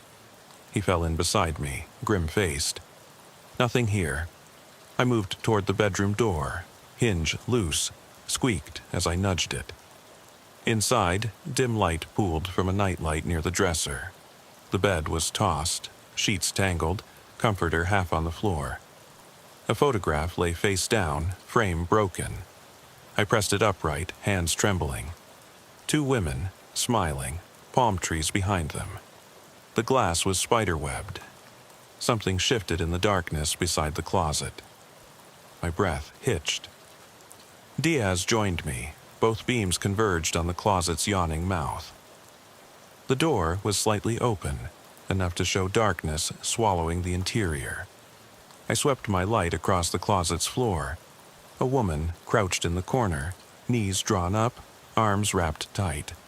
Her hair hung in matted strands, clothes torn. In her right hand, she clutched a key broken off at the ring, knuckles white. Her eyes, wide, unblinking, locked onto ours. "Ma'am," I said, voice quiet now. Put your hands where we can see him." Her lips parted, no sound. Diaz shifted beside me. My radio kicked to life. "Unit 7 Alpha. Status?" I hit transmit. "Subject in closet, possibly armed. Stand by." The radio dropped back to static. I swallowed. The woman's chest rose in shallow gasps. Her gaze darted behind her, toward the back of the closet where I hadn't looked yet. My light slipped past her to the rear. A second figure, half hidden. A man, crouched, head bowed, shirt stained dark at the shoulder. He lifted his head, revealing hollow eyes rimmed red. He held something in his lap, wrapped in a cloth. Time cramped. Every second stretched. The woman's labored breathing. Diaz's hand tightening on his flashlight. The static stutter of my radio. "Sir," I called softly, "come out with your hands up." His mouth opened. No words. The woman in the closet moaned, pressing the key tighter. My mind scrambled. Who were these people? What had happened here? What was in that man's arms? The man rose slowly, cloth slipping. I blinked. The outline of a broken infant's toy lay exposed, a pool of something dark beneath it. Fear spiked. Not just trespassers or mentally ill squatters, something worse. Diaz edged forward, voice calm. "Easy now, we just want to help." The man didn't move. The woman's shoulders shook. I thought I might lose my nerve, but training kicked in. I turned on my radio, jammed the transmit. "We need EMS code 3, possible trauma victim inside. Backup en route." I lofted my flashlight higher. "Put down the toy, step out, hands visible." The man's face contorted. He lifted the cloth higher, revealing a circular patch of slick, pale skin on the toy. Blood. My stomach roiled. "Now!" Diaz barked. The patrol car's dome light clicked off as I settled in behind the wheel, the red and blue glow fading into the inky night. It was precisely 10 p.m. when Elmwood Drive's crooked sign slid. Past my windshield, letters half missing. Street lamp overhead sputtering like a dying candle. I glanced at Diaz in the passenger seat, his eyes heavy, shoulders slumped under the weight of his ballistic vest. We'd already worked 2 calls back to back. A minor fender bender that ended with apologies and insurance details, and a noise complaint that turned out to be teenagers stomping on a mattress in apartment 2A. Tonight, though, the tone was different. Dispatch had cut out mid-sentence on the 911 call, "Hear someone breathe," and then just static. A woman's voice, urgent, terrified, and then nothing. Our job was simple: check on her and clear the call. But from the moment we turned onto this narrow, cracked road, something in my gut told me this wouldn't be routine. I killed the engine, grabbed my flashlight, and tugged on my jacket. Outside, the air was sharp. Late spring chill that felt wrong under a night like this. The laundromat's neon sign 2 buildings down trembled in the breeze. The word "open" half lit, the U flickering. Broken glass crunched under my boots as Diaz and I approached the apartment entrance. A metal door scuffed with graffiti, the lock clicking open under his veteran touch. I flicked on my light. A narrow lobby, stained carpet fringed with cigarette butts, mailboxes bulging with junk. The overhead bulb buzzed, casting everything in a sickly yellow haze. I keyed the mic. "Dispatch, Unit 7 Alpha on scene. Checking apartment 3B, over." A burst of static, then no answer. That silence, thicker than the night itself, settled around us as we climbed the dim stairwell. Each step groaned underfoot, the concrete walls streaked with water stains and old flyers advertising lost cats. At every landing, the emergency exit sign flickered red, then blinked out entirely, plunging half the stairs into darkness. Enough that we stayed close, elbows almost brushing. On the 3rd floor, the corridor stretched long and narrow, doors on either side like silent graves. Apartment 3A's closed door was pristine. Fresh paint, no scuffs, but 3B's number plate was askew, its screw dangling. I knocked once, twice, then 3 times, rap, rap, rap. Police, Elmwood Drive, apartment 3B. You okay in there? The hallway swallowed my voice. A low thump answered back, like something heavy sliding across hardwood, muffled and deliberate. Diaz and I exchanged a look. He tilted his head. I nodded. Time to check. The latch clicked under my fingers and the door swung inward on a creak. We stepped inside. The living room was a wreck. A coffee table overturned, its ceramic ashtray shattered, gray ash mingled with a dark, sticky smear across the pale carpet. A sofa cushion lay on its side, foam oozing through a torn seam. The walls bore smeared handprints, dark red in the flashlight's glare, leading to the archway into the kitchen. I swallowed. My voice was tight when I spoke. Apartment's clear so far, no sign of caller. Diaz swept the kitchen. Cabinets half open, contents tossed halfway out, a broken plate wedged between floorboards. I called again. "Ma'am, if you can hear us, make some noise." My own echo seemed to vanish in the dead quiet. The only sound was the distant hum of that neon laundromat sign leaking through a crack in the window frame. We split up. Diaz took the back door toward the bedroom. I moved toward a narrow hallway. The overhead bulb there flickered, casting jagged shadows on peeling wallpaper. At the end, the bedroom door stood slightly ajar, just enough that I could see the edge of a rumpled blanket and the vague silhouette of a dresser. I raised my flashlight, hollered, "Police, apartment 3B, please respond." My voice hung, hollow, no answer. I reached for the doorknob, cold metal under my glove. With the slightest twist, the door opened inward. The beam sliced across a small room. A twin bed with its sheets shredded, a nightstand overturned, a framed photo cracked on the floor. In the picture, 2 women laughed under palm trees, one holding a toddler who looked up with glee. I pressed my lip against my teeth, looking for movement. But the room looked deserted, save for the closet door, which was half open, a sliver of darkness inviting and threatening all at once. My heart hammered as I stepped forward, flashlight aimed at the gaping closet mouth. Darkness inside seemed to shift. I swallowed, holstering my weapon while keeping lights trained. Diaz's footsteps sounded behind me. I looked back and nodded. He took the left side of the door. I took the right. Together, we peeled it open. Inside, huddled in the corner, was a woman. Her clothes were torn and stained, hair matted, skin gray with grime.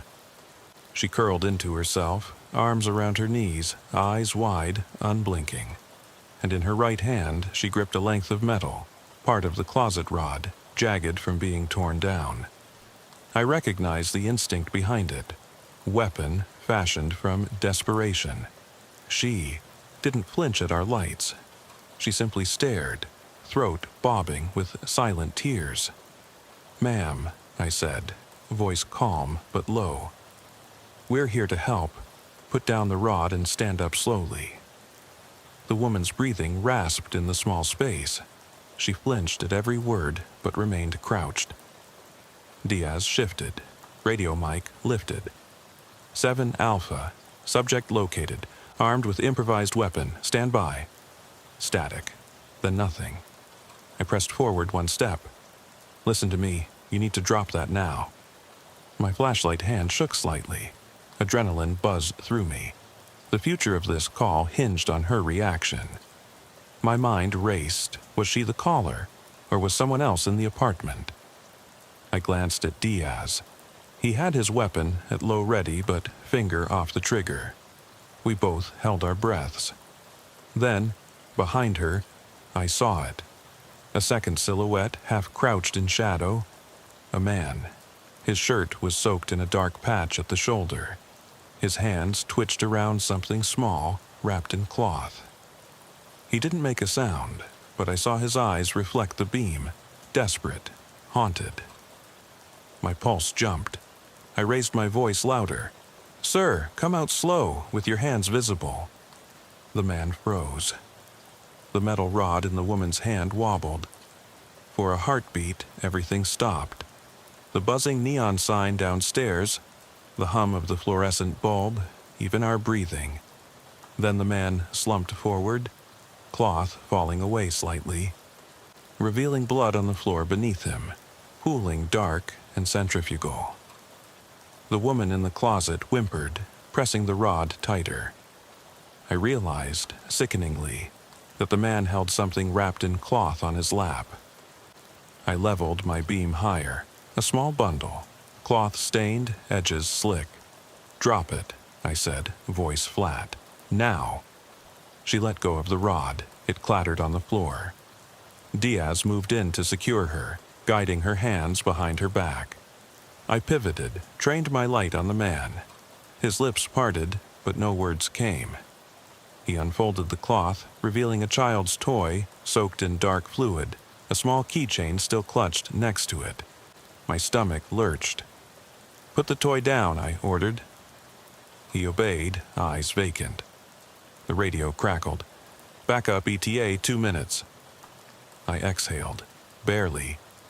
In the sudden hush, I realized how close it had been. One wrong move, and this room could have exploded into violence. Instead, it froze on the brink. I stepped back, holstering my weapon as Diaz cuffed the woman, arms shaking, tears brimming.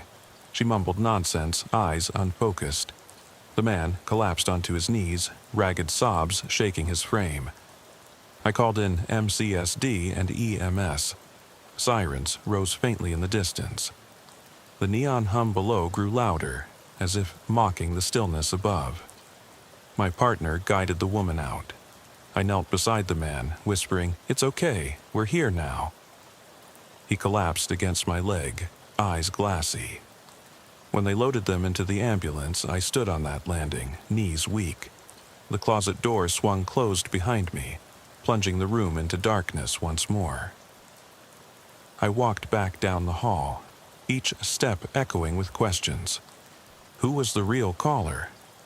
What had happened before we arrived? What did they lose in that apartment?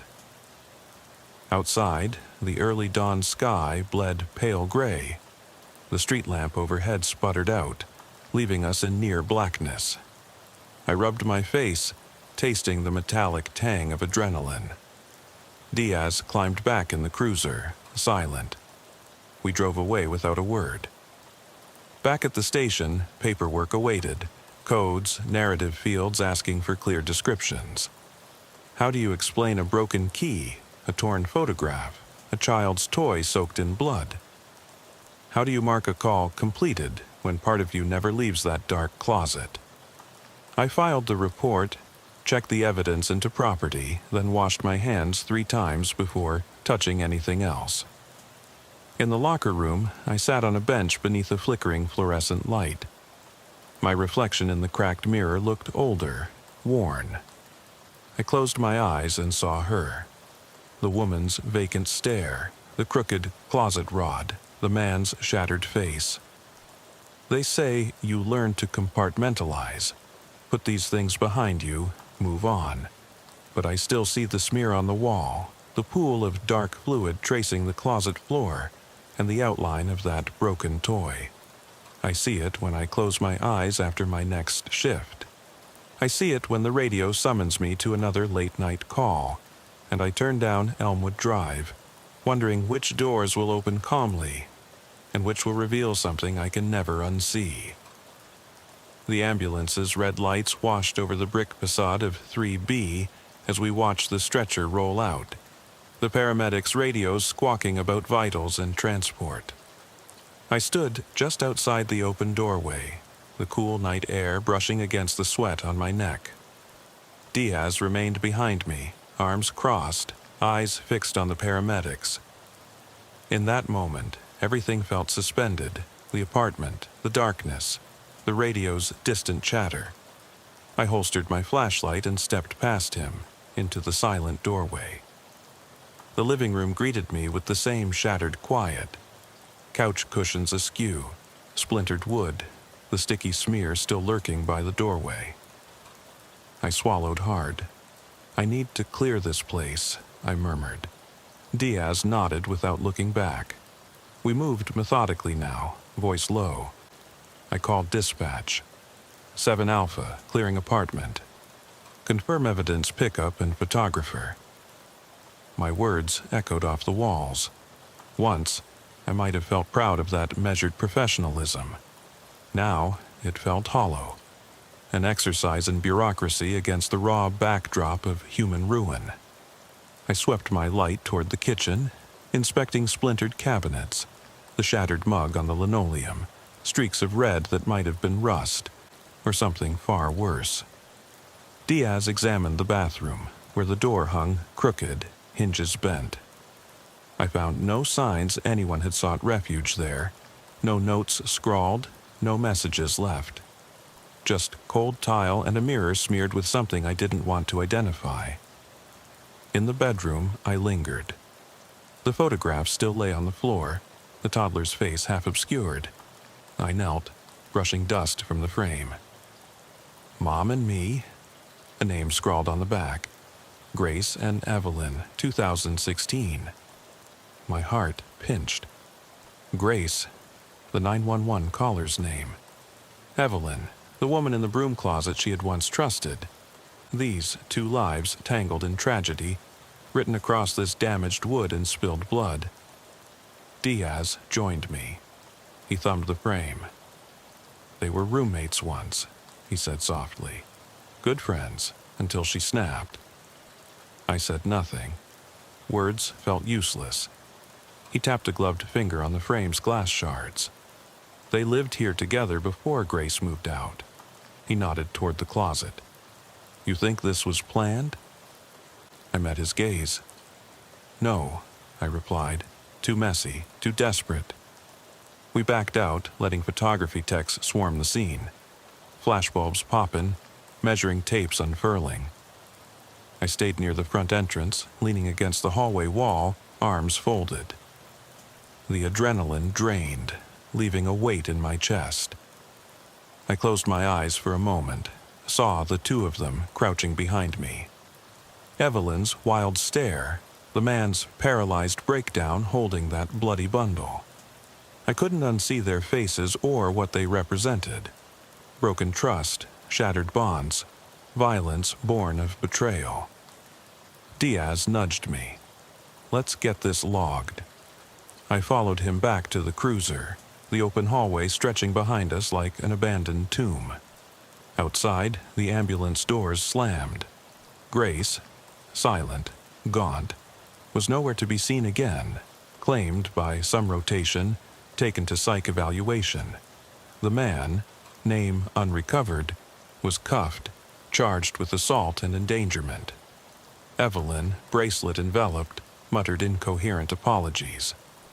I drove us away, engine rumbling. We turned down Elmwood Drive, passing the laundromat's flickering sign. Instead of heading back to the station, I slowed, parked on the curb. I needed a minute. I killed the engine and sat in darkness. The silence enveloped me, louder than any siren. Behind my eyelids, I replayed the final snippet. Evelyn dropping the rod, shoulders shaking, her voice a broken whisper I never heard officially. The man's hollow eyes, the tuft of toy's cloth still clutched. I realized police reports can't capture what this place took from them, or from me. This shift didn't end at paperwork. It carried on in every shadow, every creak, every late-night impulse to check a locked door twice.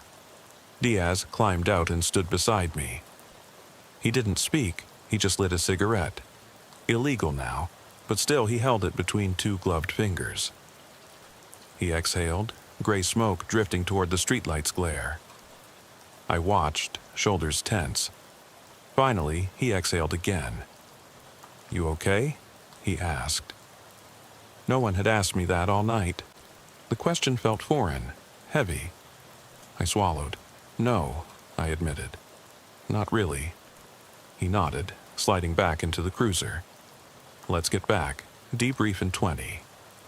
I followed him inside, the door closing me off from that lingering dread. In the office, the fluorescent lights slapped me awake, computers humming. I filed my reports, codes, narratives, checkboxes. I typed force entry under nature of incident, domestic disturbance under call type, adequate for statistical purposes, meaningless against what really happened. When I hit submit, the screen refreshed. I leaned back, staring at my reflection in the monitor's black frame. My eyes looked tired, older. I thought of the closet, the darkness, the trembling hand, that makeshift rod. I thought of the man's slump, the bloody toy's whisper of innocence lost. My shift ended at 2:30 a.m., but I lingered. I walked to the evidence locker and watched the techs bag the photograph, the rod, the toy's cloth. The tags they attached. Exhibit A, knife-like weapon.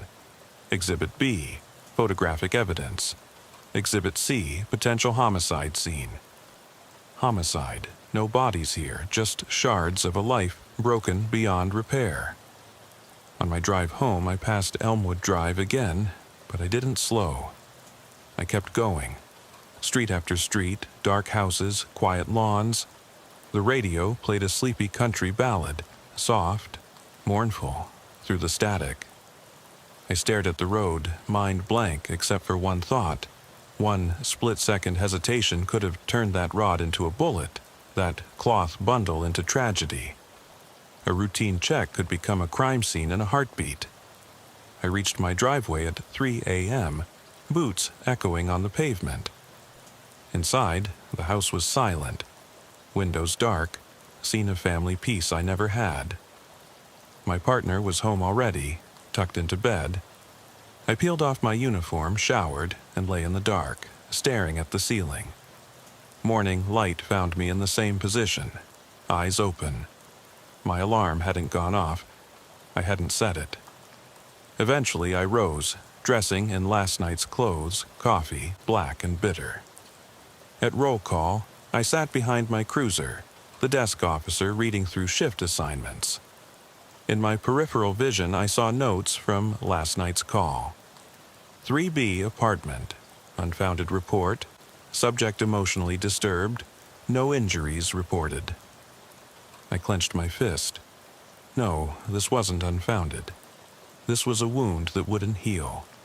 I signed out on duty, but signed back in for overtime, volunteered to ride the next shift. I needed the work. Anything to avoid replaying those dark walls. As I climbed into the car for the next graveyard shift, I promised myself, keep my guard up, watch every shadow, but never let myself close my eyes to what's behind that door. And yet, when the lights flickered in the station, when the neon sign hummed down Elmwood Drive, that final image still rolled. Evelyn's wide, haunted stare as she dropped the makeshift rod, the man's ragged collapse, the infant toy stained with blood, resting in a pool of dark irreversibility. That's the part I can't shake. Every badge in history couldn't cleanse that memory. Every report filed can't erase its shape. And every time I lock a door at night, I feel that quiet weight, reminding me that some truths are deeper than glass and metal. The next night, I found myself back on Elmwood Drive before the sun had set, precisely at 10 p.m., 2 blocks shy of 3B's broken sign. Even though the last call still branded itself onto my mind, I had volunteered for overtime. Diaz was off. Tonight, I rode with Officer Reyes, a rookie I'd mentored through her first 100 shifts. She climbed in, clipboard in hand, determination in her eyes. "Ready?" she asked. I nodded, but my throat felt thick. "Let's make it a quiet one," I said. She smiled politely, clipped her flashlight to her belt, and I eased the cruiser forward. The radio crackled with routine. Abandoned shopping carts, stray dogs, a suspicious van parked too long.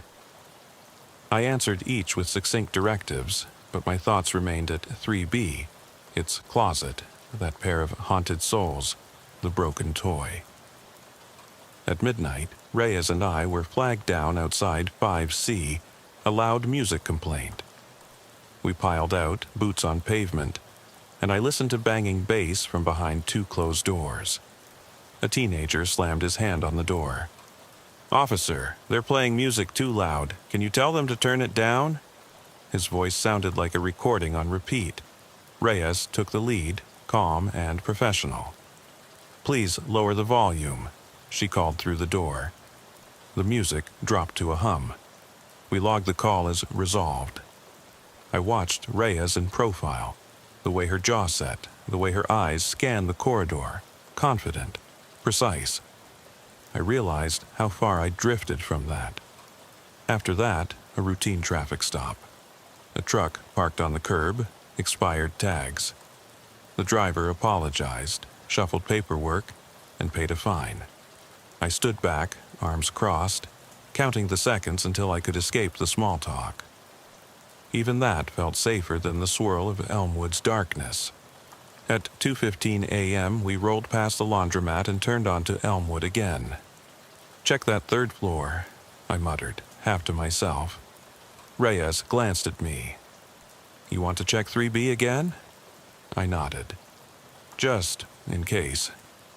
She frowned, but activated the overhead lights. Up the stairs, the corridor looked emptier than before. Doors still scuffed, numbers still askew. Outside 3B, the latch was secured. Someone had locked it. I knocked. "PD, checking on residents, all okay?" No response. My skin prickled. Inside, I heard a faint creak. Floorboard settling? A groan? I couldn't tell. Reyes at my side.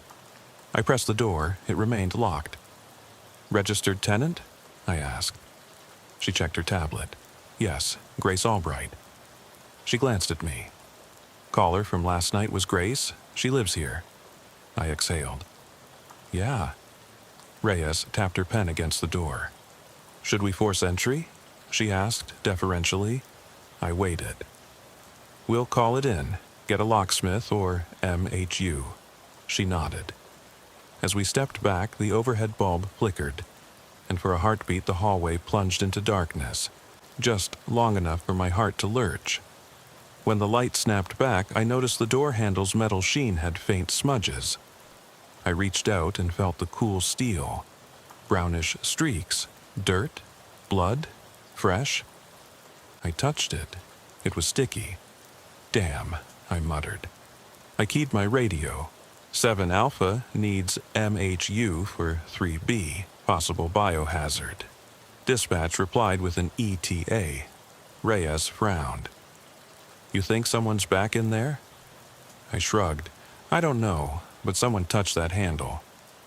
We moved down the hall to 3A's door to regroup, but the corridor felt alive, an unseen presence lurking in the dark corners. The exit sign flickered again. My radio crackled faintly, too faint, like under static.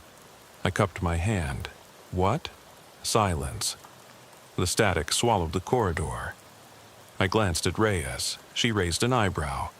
At 3 a.m., the locksmith arrived, key in hand, expertise in his gestures.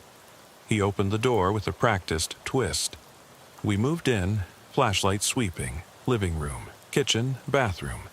Everything looked untouched from my first sweep, no new damage except the handle. I traced the smudges to a trail of footprints headed to the bedroom door. I nodded to Reyes. Lead. She cracked the bedroom door and peered inside. I saw her jaw tighten. I shifted beside her. The blanket on the bed was gone, folded neatly on the floor. The dresser drawer hung open, empty. The photograph was gone. The closet door, once ajar, was now closed tight, latched from the inside. My flashlight beam quivered as I pushed the closet door. Inside, bare floorboards, no woman, no metal rod. A single sock lay crumpled in the corner, but no sign of Evelyn or the broken toy. I swallowed. Where the hell did they go? I whispered. I heard a soft hum, mechanical, like the laundromat downstairs churning. The radio crackled.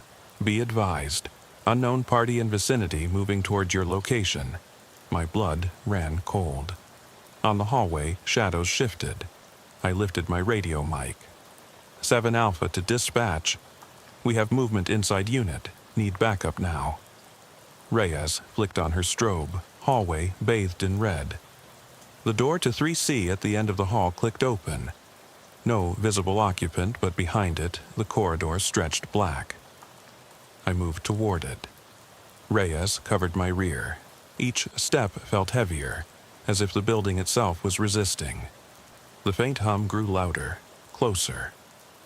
Through 3C's door, a figure darted across the far wall, barely seen, gone in an instant.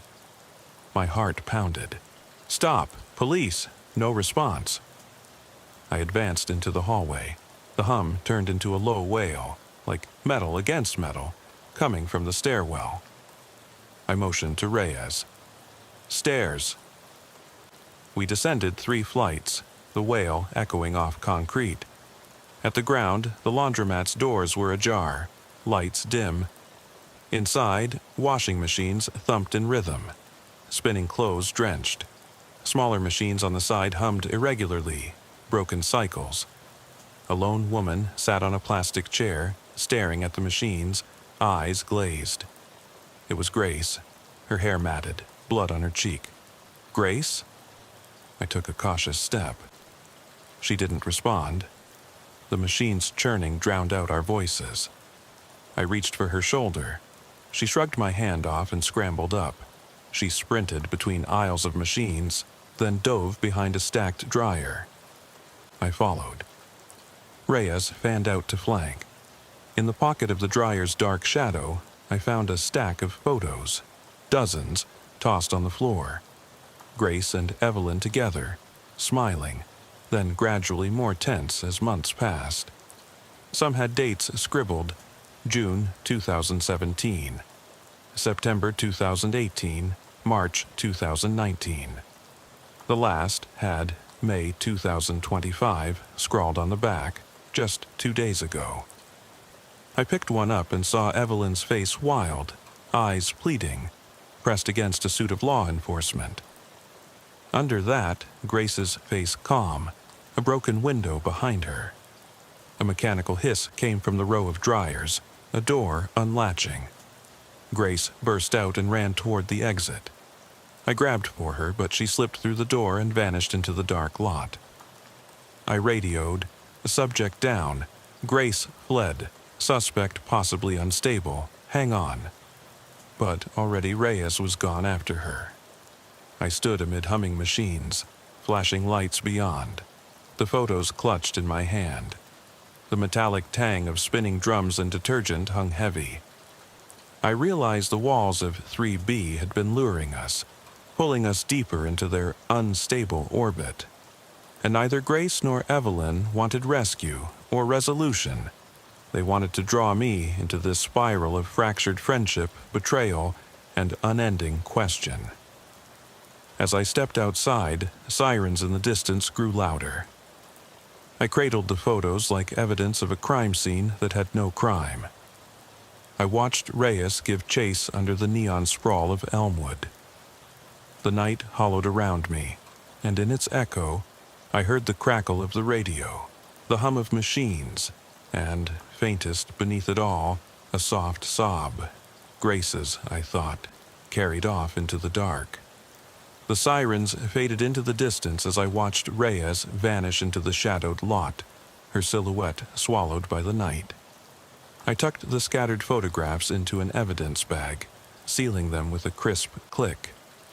My hands trembled, cold sweat or adrenaline, I couldn't tell anymore.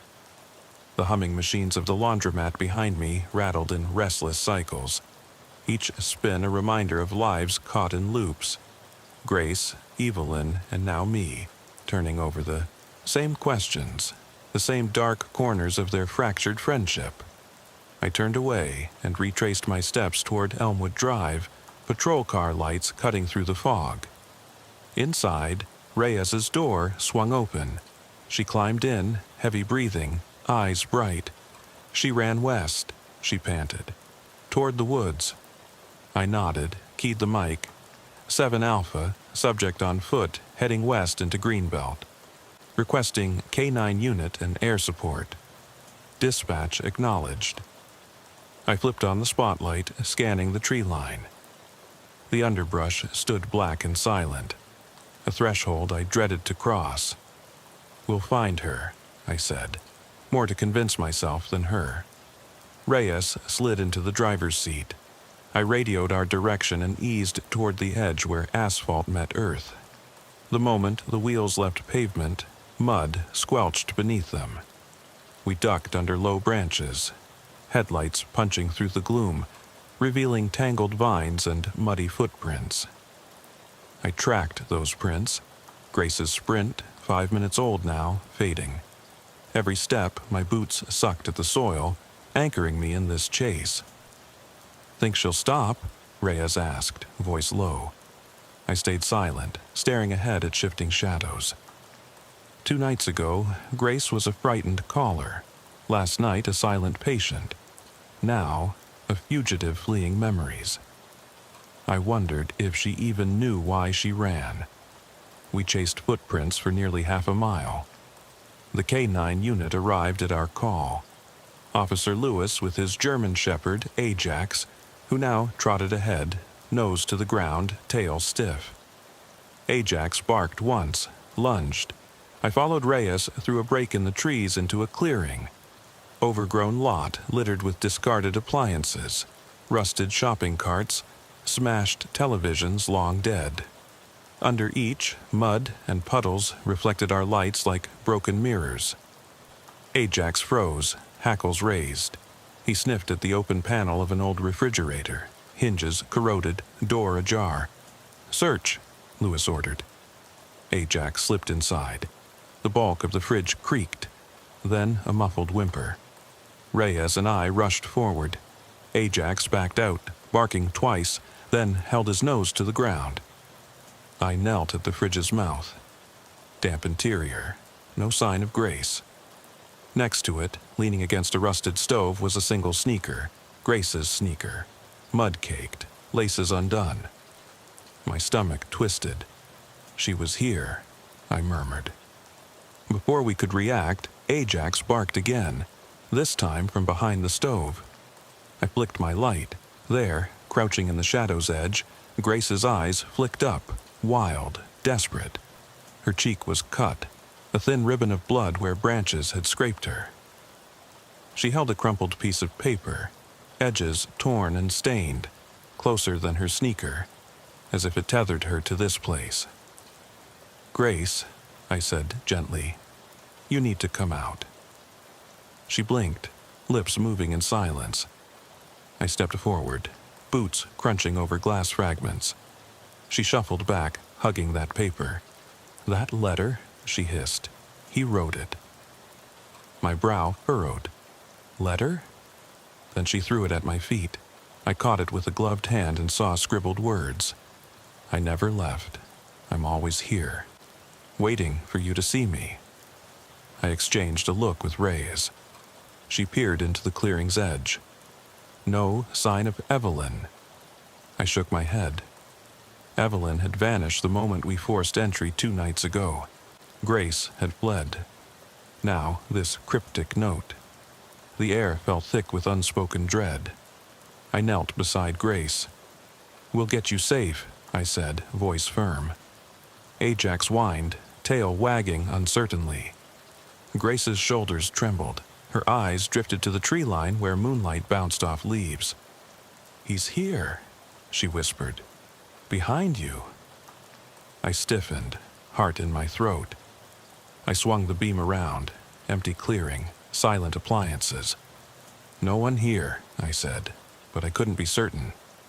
Suddenly, a whisper of movement, a soft thud beyond the fridge. Ajax leapt forward, teeth bared. I raised my flashlight. From the foliage, a figure stepped. A man, tall and gaunt, face half hidden by shadows. His shirt clung to him, the dark stain spreading. In his hand, the broken frame from the photo, twisted metal, glass shards missing. He smiled, slow and terrible, eyes glittering. I stepped between Grace and him, heart pounding. "Sir, drop the weapon," I shouted. He tilted his head. "But it isn't a weapon," he said, voice low, echoing in the still night. He raised the frame, pointing the jagged end toward me. "It's the only thing left of what we were." I signaled to Lewis, "Ajax back." The dog obeyed reluctantly, hackles raised. Grace trembled behind me. I raised my radio. "Officers in contact. Suspect armed with sharp object. Stand by for orders." Dispatch crackled. "Copy. Backup en route." I leveled my beam on him. "Sir, set it down. Step away with your hands up." He laughed, a dry, brittle sound. "You never left," he rasped. "I stayed, waiting in the dark." He gestured to the photographs scattered in the mud. I remembered how we'd sealed the rest away, evidence bags lining the station shelf. Now, these defiled relics lay under a cold moon. He took a step toward us. My finger hovered on my holster. I couldn't risk crossfire. Reyes edged along my left, hand on her baton. Grace sobbed behind us. The clearing seemed to constrict. The rusted shells of discarded electronics like silent spectators. In that moment, my mind flicked back. Images of that apartment closet, the child's toy, the red smear. The man's confession now made sense. He'd never left 3B. He carried his anguish into every dark corner, following Grace into the woods to force her to remember. This wasn't trespassing. It was obsession turned violent. He raised the frame higher. I braced. "Last chance, drop it." He paused, silhouette rigid. The moonlight caught his face, eyes haunted by grief. Then, without warning, he hurled the frame at my feet. Metal clanged against gravel, glass shards tinkling. I kicked it away, pivoting to shield Grace. "Don't come any closer," I shouted. He took another step. This time, Lewis and Ajax lunged forward, dog teeth bared, handler restraining. The man yelped, stumbling backward, hands in the air. I moved in, cuffing him quickly. His hand shook as the metal cuffs clicked shut. "It's over," I told him, voice low. He tilted his head, eyes shifting to me. "No," he whispered. "It never ends." As we led him out of the clearing, I found Grace leaning against the rusted refrigerator, knees bent. Reyes guided her into the cruiser while I secured the suspect. Sirens grew louder, a distant echo promising return to order, but order felt miles away. Back on Elmwood Drive, I watched the blood-orange sky swell on the horizon. The laundromat sign pulsed its broken beat. Reyes sat beside Grace, gently rubbing her shoulders. I stood with Lewis and Ajax, evidence bags in hand, reports already forming. The young officer's face was pale under his hat after all he'd seen. I clapped Lewis on the shoulder. "Good work," I said. Ajax wagged his tail, proud. But inside, relief didn't come. Instead, a tightening, like I'd peeled back one layer of horror only to reveal another. The note Grace dropped spoke of waiting, an echo of Evelyn's silence in that apartment, of the man's broken vows in the woods. This story wasn't a single shift. It was a fracture running deep, bleeding into every quiet hour. I climbed back into the cruiser, engine thrumming beneath me. Reyes handed over the bag of photos, her hands trembling. "Better get these logged," she said. I nodded. "Yeah." The radio crackled. Another call. Another midnight disturbance in a far-off district. I keyed the mic. 7 Alpha, available for calls. I watched Elmwood's dark thickets recede in the headlights. the clearing's appliances shrinking behind us, but the weight of that night stayed anchored in my chest. We drove on as dawn threatened the sky, moving from one call to the next, but the echo of Grace's letter and Evelyn's unfinished confrontation trailed us like a shadow. And as the city lightened, I realized this shift wouldn't end at sunrise. It would carry on, chasing me through every closed door I opened, every dark hallway I cleared, every silent floorboard I crossed, reminding me that sometimes the things we fear most don't hide in the dark. They stay with us, lurking behind every flicker of light, waiting for the moment we think we're safe. The morning sun bled through the blinds of my apartment, painting 10,000 dust motes gold. I awoke on the couch, uniform still on, TV blaring a stale police procedural loop. I must have passed out sometime before dawn, exhaustion finally winning out over my nightmares. I rubbed my jaw, tasted that bitter tang of adrenaline and cold coffee on my breath. My phone buzzed insistently on the coffee table. A text from dispatch. Roster update, 1900 today, Elmwood, follow-up interview. I sat up, heart thumping. A follow-up, they'd already taken statements, evidence logs, debriefs. Now they wanted more? I groaned, standing to stretch my stiff muscles.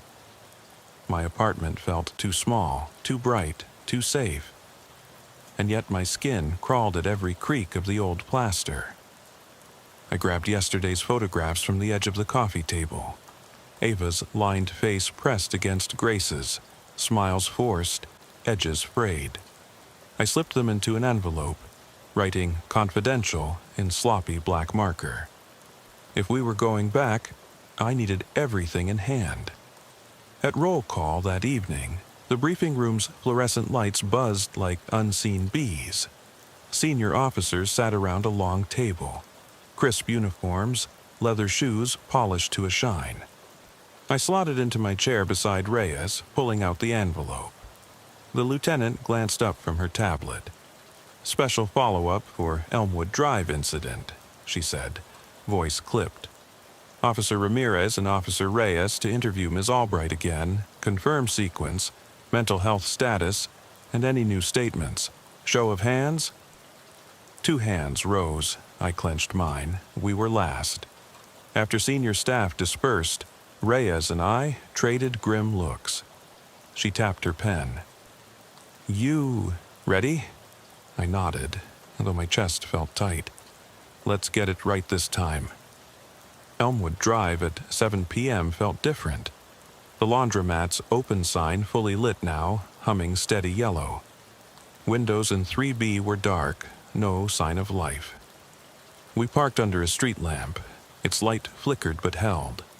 I fetched the envelope and our badges, and we knocked on the front door of 3B. After 2 lulls of knocking, a face appeared. Grace's, pale, hollow-eyed, hair still tangled but washed, wearing a hospital gown beneath a gray cardigan. She opened the door slowly, as if fearing we'd vanish in the dark. I nodded. Officer Ramirez, Elmwood PD, we're here to follow up on your 911 call and the events we responded to. Do you mind if we come in? She hesitated, then stepped aside.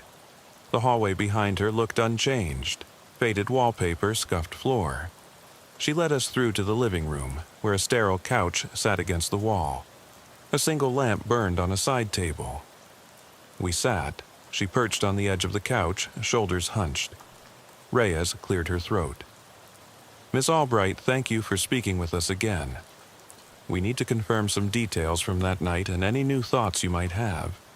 Grace wrapped her arms around herself. Is this about Evelyn? She whispered. Her voice cracked. I glanced at Reyes. We'd both noted Grace naming Evelyn unprompted. I handed over a blank notepad. Only what you can recall, ma'am. She exhaled, eyes fixed on the floor. I keep seeing her, she said, in shadows, at the edge of my vision. Her hands trembled. She shook her head. I know, I called for help. I thought I heard her voice telling me to let her back in. She looked up, tears pooling. I thought she needed me. Reyes jotted notes. So the voice, was it Evelyn's or someone else's? Grace paused, blinking. Someone else. Her gaze flicked to me. And then you came. And you saw everything. She swallowed. I don't remember much after you stormed in, but I woke up in the hospital the next day. They said I was safe. I leaned forward. You remember anything between the call and waking up? She shook her head. Darkness and whispers. She lifted her fingers to her ears. I kept hearing him. He said he was still there, waiting. My mind reeled. Him was the man we'd found in the closet or the woods. She didn't clarify. Reyes interjected gently. Miss Albright, do you feel safe here? Grace looked around the apartment as if seeing it anew. No. She stood abruptly. I can't stay. She moved toward the door. I rose, blocking her path. Ma'am, please. She threw her hands up. I need help, but not from police. She bolted past us, leaving the door ajar. We exchanged looks. Reyes grabbed the notepad's corner. We'll call the crisis team. I noted her mental health code. Acute stress reaction. We followed her outside, the hallway's stale air replaced by humid night breezes. In the parking lot, Grace paced, muttering fragments. He's not gone. She's waiting. They're watching. I stepped closer, voice low. You're safe now. No one's going to hurt you. She glared at me, tears and defiance warring. You don't understand, she snapped. He doesn't leave, not ever. Before I could respond, her phone rang, sharp, insistent. She answered with shaking hands. Hello? She said. Her face drained. No, I told you, I'm safe. She looked at us, eyes wide. He's here. He found me. She let the line drop and stared at us, chest heaving. Don't you get it? He's inside me. Her voice ratcheted to a tremor. He's always inside. Reyes moved to comfort her. I stood back, heart pounding. Grace's hands flew to her head, fingers splayed. He's here, she repeated. Can't you see? She pointed at my chest. I looked at my uniform, police badge shining. She shook her head violently. He's behind you. Her finger jabbed over my shoulder. I spun. Nothing but the empty lot, the laundromat sign humming. My pulse surged. Reyes guided Grace toward the front seat of the cruiser. Let's get you checked out, she murmured. Grace flinched when Reyes reached for her arm but climbed in. I closed the door gently. Sitting in the driver's seat, I watched Grace through the window, tears streaking her cheeks, breathing ragged. I reached into the envelope, pulled out the photograph, Grace and Evelyn in happier times. I held it up. Grace's eyes locked on it, recognition, and something like peace flickering. I replaced the photo and climbed in. Reyes started the engine. Crisis team ETA 10 minutes, she said. I nodded. Behind us, the neon laundromat sign flickered, the open becoming pen, as if losing its center, just like these women. We drove off, sirens silent, lights off.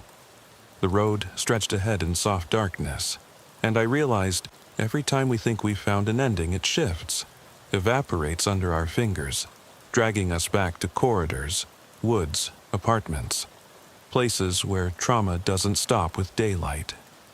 It follows, it watches, and it waits. The night after our follow-up at 3B, sleep eluded me. I lay on the cot in the precinct's briefing room, lights off, radio static faint through the walls, eyes open to the ceiling tiles. Every panel looked like a window into the dark hallways of that apartment, the closet's yawning mouth, Evelyn's silent collapse, Grace's haunted flight. When the first patrol roll call shook me awake at 6 a.m., a creeping dread settled in my gut. This story still wasn't over. I grabbed a black coffee and scanned the shift board. Codes, calls, assignments. Alpha on night watch stared back. I volunteered again for Elmwood follow-up details, looming like an unfinished sentence. Lieutenant Hawthorne raised an eyebrow when I signed up. "You sure?" he asked. I nodded.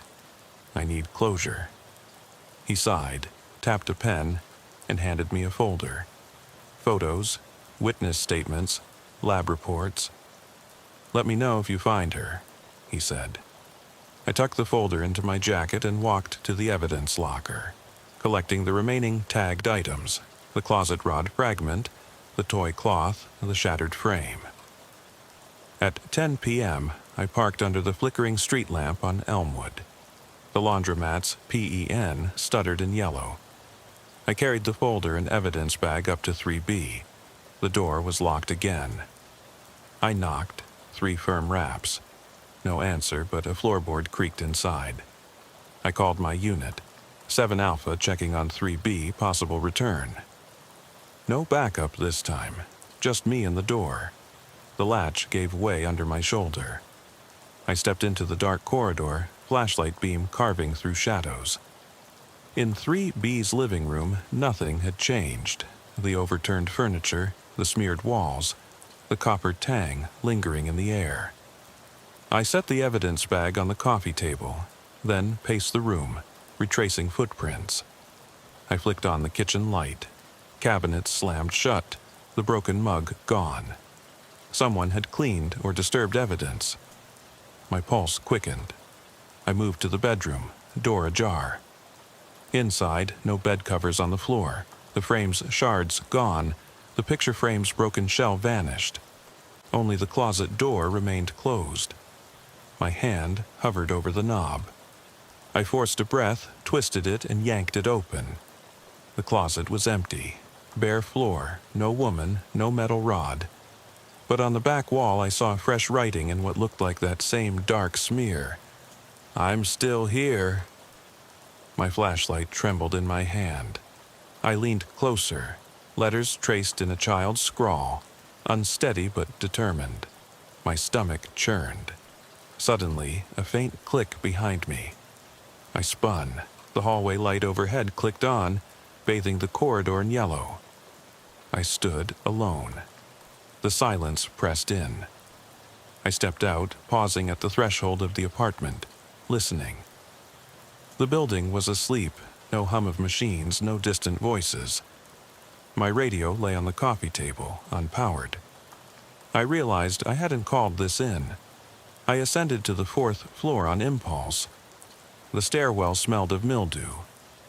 Floor 4 was darker, windows boarded. At the end of the hall, I saw a door marked 4C. No tenant name, but strange marks etched into its surface. Dozens of small triangles, overlapping like teeth. I knocked, no answer. But through a crack, I saw dim light, warm, flickering. I pressed my eye to the peephole. Inside, paper lanterns hung, casting dancing shadows over walls covered in photographs. Images of Grace, Evelyn, the man, and of me.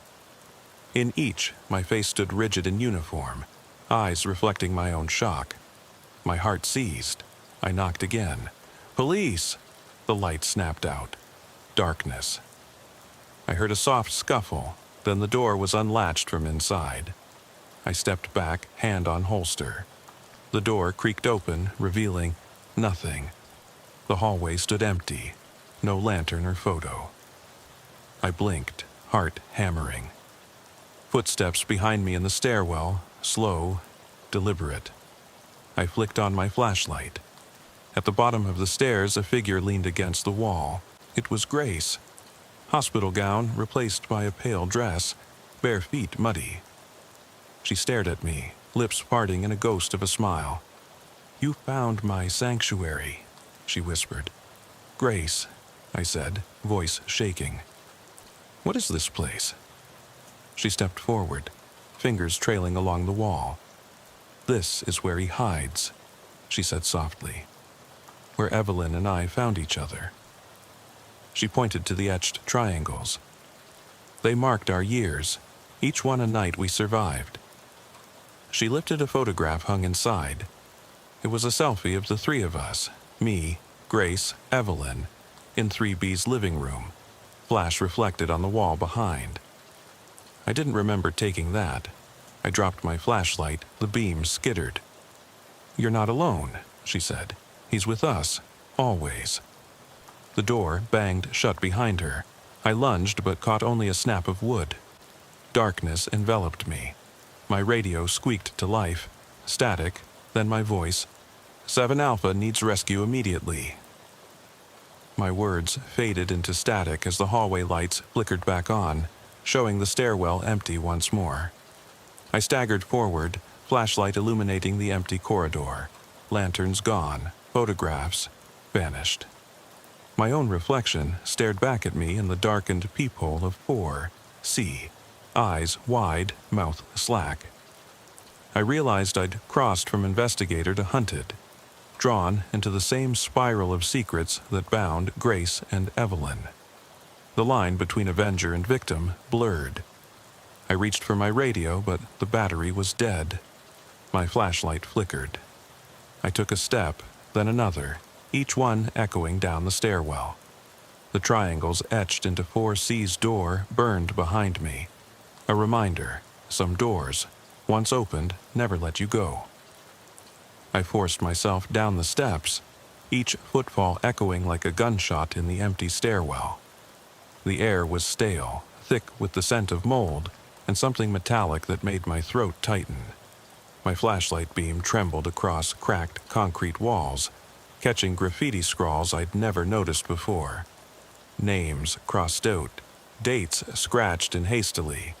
Evelyn, April 12th, Grace, September 23rd, Ramirez, June 8th. My own name, etched in uneven letters, burned beneath the glass. I rubbed my eyes in disbelief. This couldn't be real, yet it was. My identity carved into this building alongside theirs, marking me as part of their twisted chronology. I tried calling Reyes, but the radio was dead. No dial tone, no static, just emptiness. Instinct pushed me forward. I had to get out, had to find a way to break the spell of this place. At the bottom of the stairs, I stumbled onto the ground floor corridor, but it wasn't the lobby I remembered. The mailboxes were gone, walls repainted in putrid green. Doors that once led to apartments now opened onto blank cinder-block rooms, empty. The exit door stood ajar, but beyond it was not the parking lot. It was the laundromat again. Buzzing machines lined against brick wall handed steam rising like ghosts. I realized I'd looped back, trapped in a half-world. I stepped forward into the laundromat's haze. Rows of washing machines whirred in synchronized monotony, their percussive thumps echoing overhead. Fluorescent bulbs overhead flickered in strobe, casting brief glimpses of shadows that darted between the machines. I froze. Behind one of the dryers, I saw a flash of movement.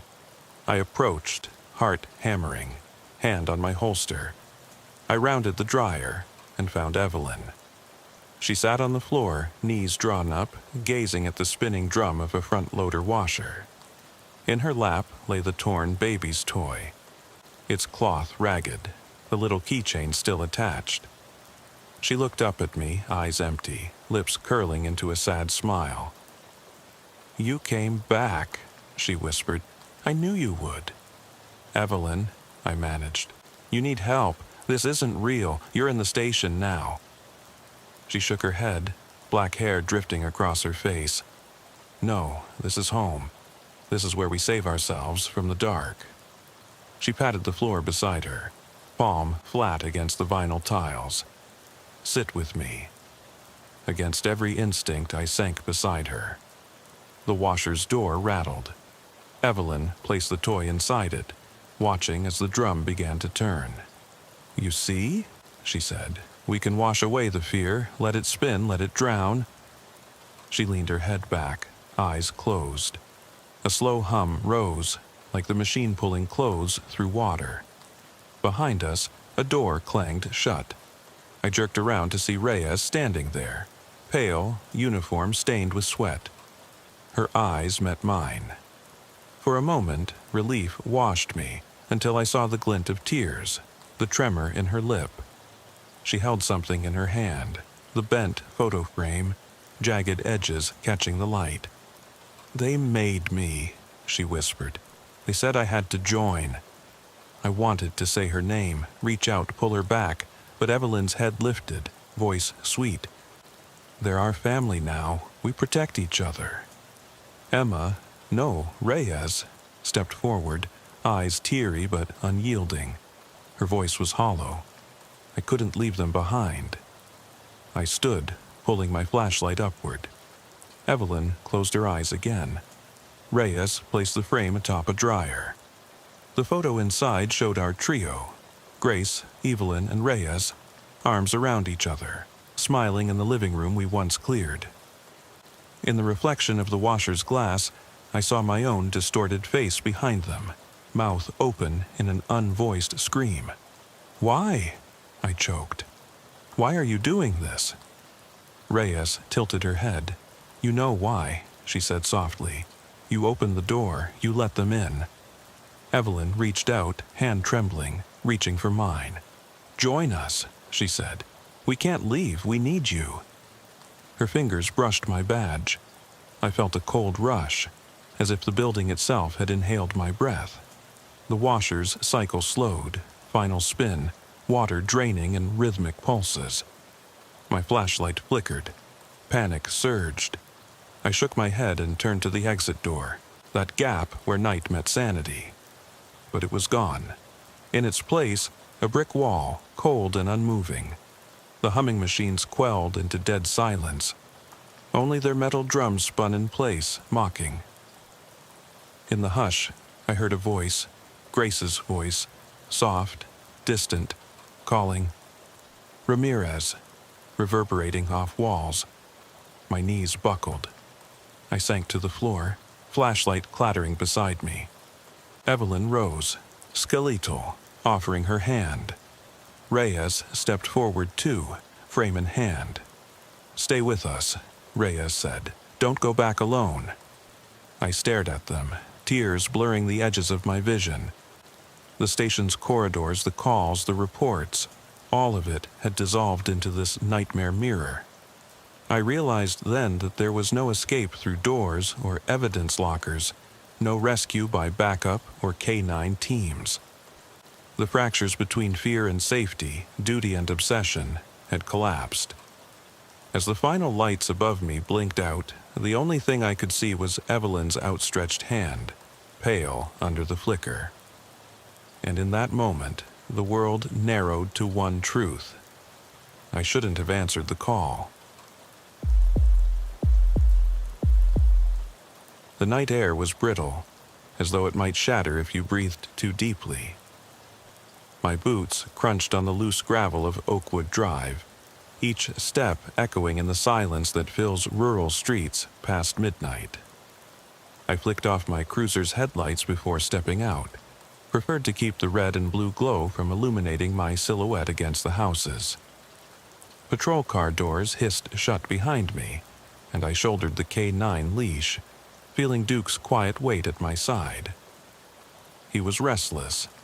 His nails clicked against the asphalt as he sniffed at the cold air, tail low, but tail tip vibrating in anticipation.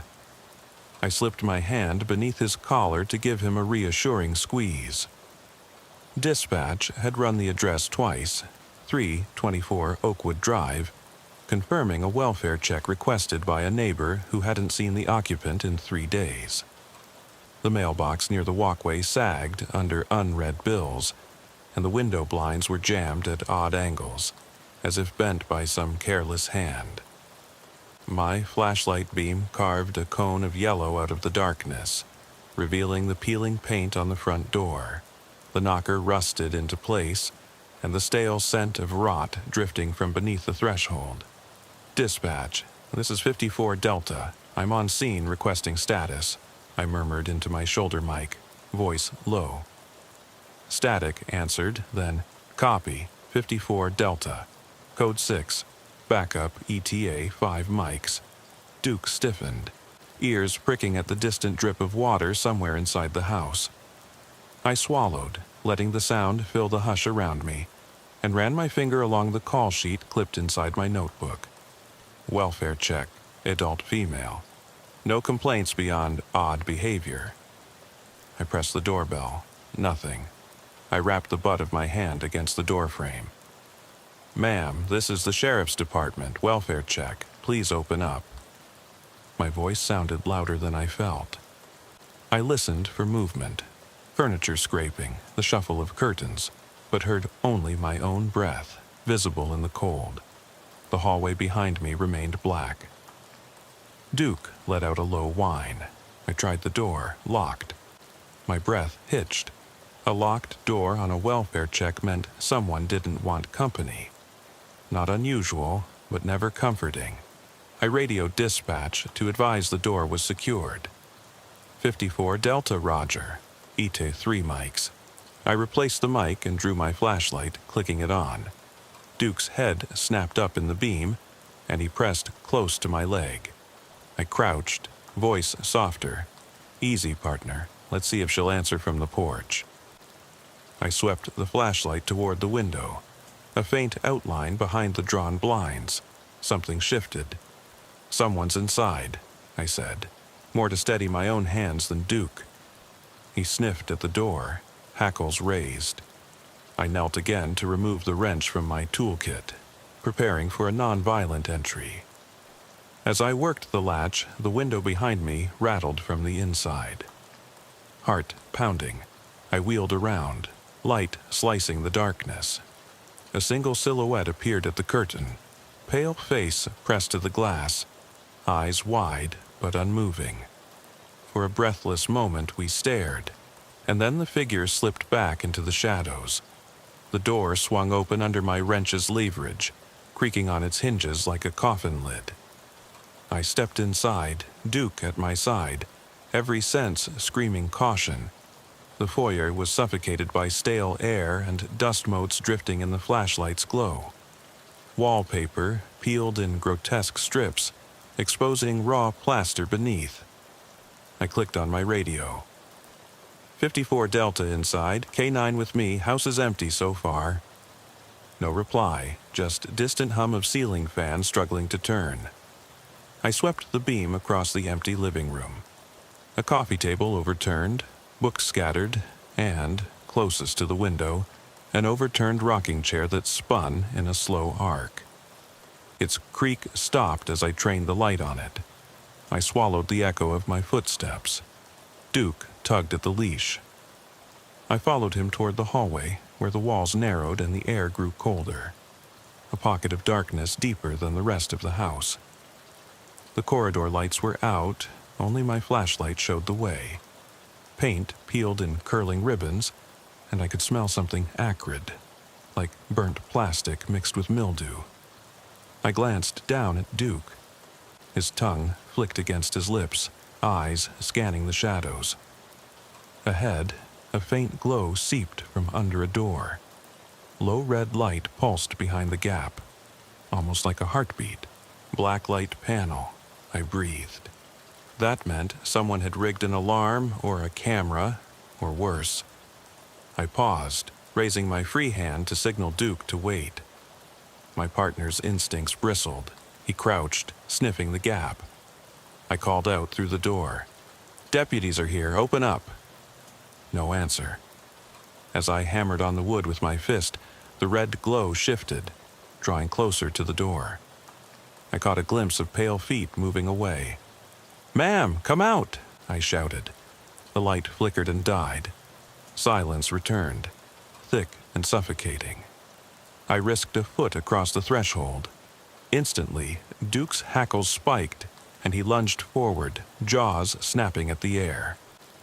I shone my flashlight upward, and there she stood at the far end of the room, a woman, arms wrapped around herself, face hidden by her tangled hair. Black eyes glinted under the beam. "Don't come closer," she rasped. Her voice was soft, but it struck every nerve in my body. I crouched beside Duke, holstering my weapon.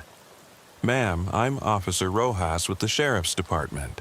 We're here to help. Can you come out to the hall?" Duke growled low in his throat. The woman tilted her head, hair slipping aside to reveal a pale, bruised cheek and a cut across her wrist, scabbed and angry. She lifted her arm to show me. "They never listen," she whispered, voice breaking. "They don't believe me." I exchanged a glance with Duke, then crouched lower, carefully slipping my flashlight into my pocket. "I hear you," I said gently, hands open. "No one's here to hurt you." I reached out, but she backed into the deep shadows. Her back pressed against the wall, and I noticed the door to the next room was ajar. Dim moonlight fell across broken glass and overturned furniture, shards glinting like teeth. She stumbled toward that door, free arm clenching something small to her chest. She bolted through the room, and the floorboards moaned under her weight. Duke lunged after her, leash slipping from my hand.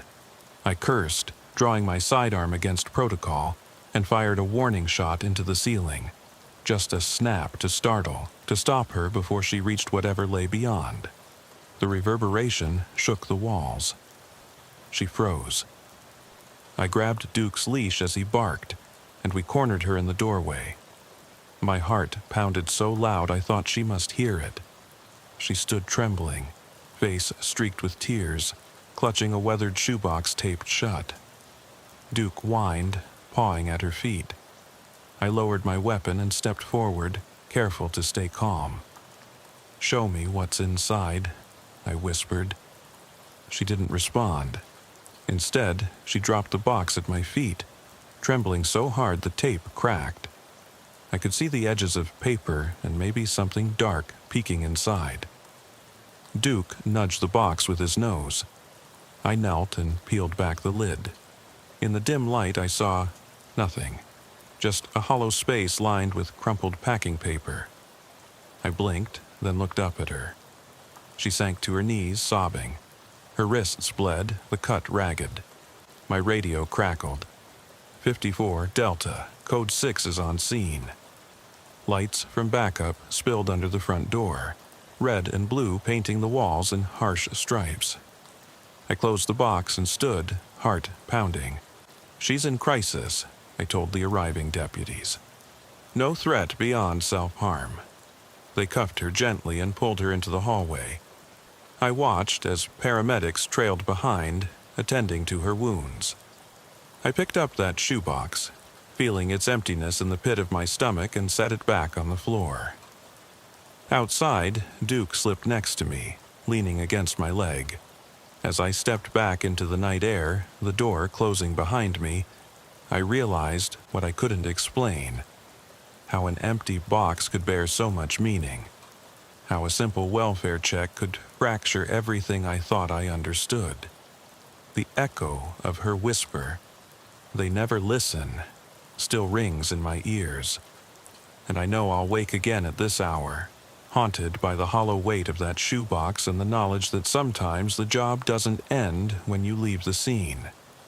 The crawlspace door thudded shut behind me, wood meeting metal with a reluctant groan, and the hallway lights blinked back to life, harsh fluorescence buzzing overhead. The paramedics and deputies had her bundled into an ambulance moments before. Only Duke and I remained in that hollow shell of a house, and I could feel every heartbeat in my chest like a warning bell.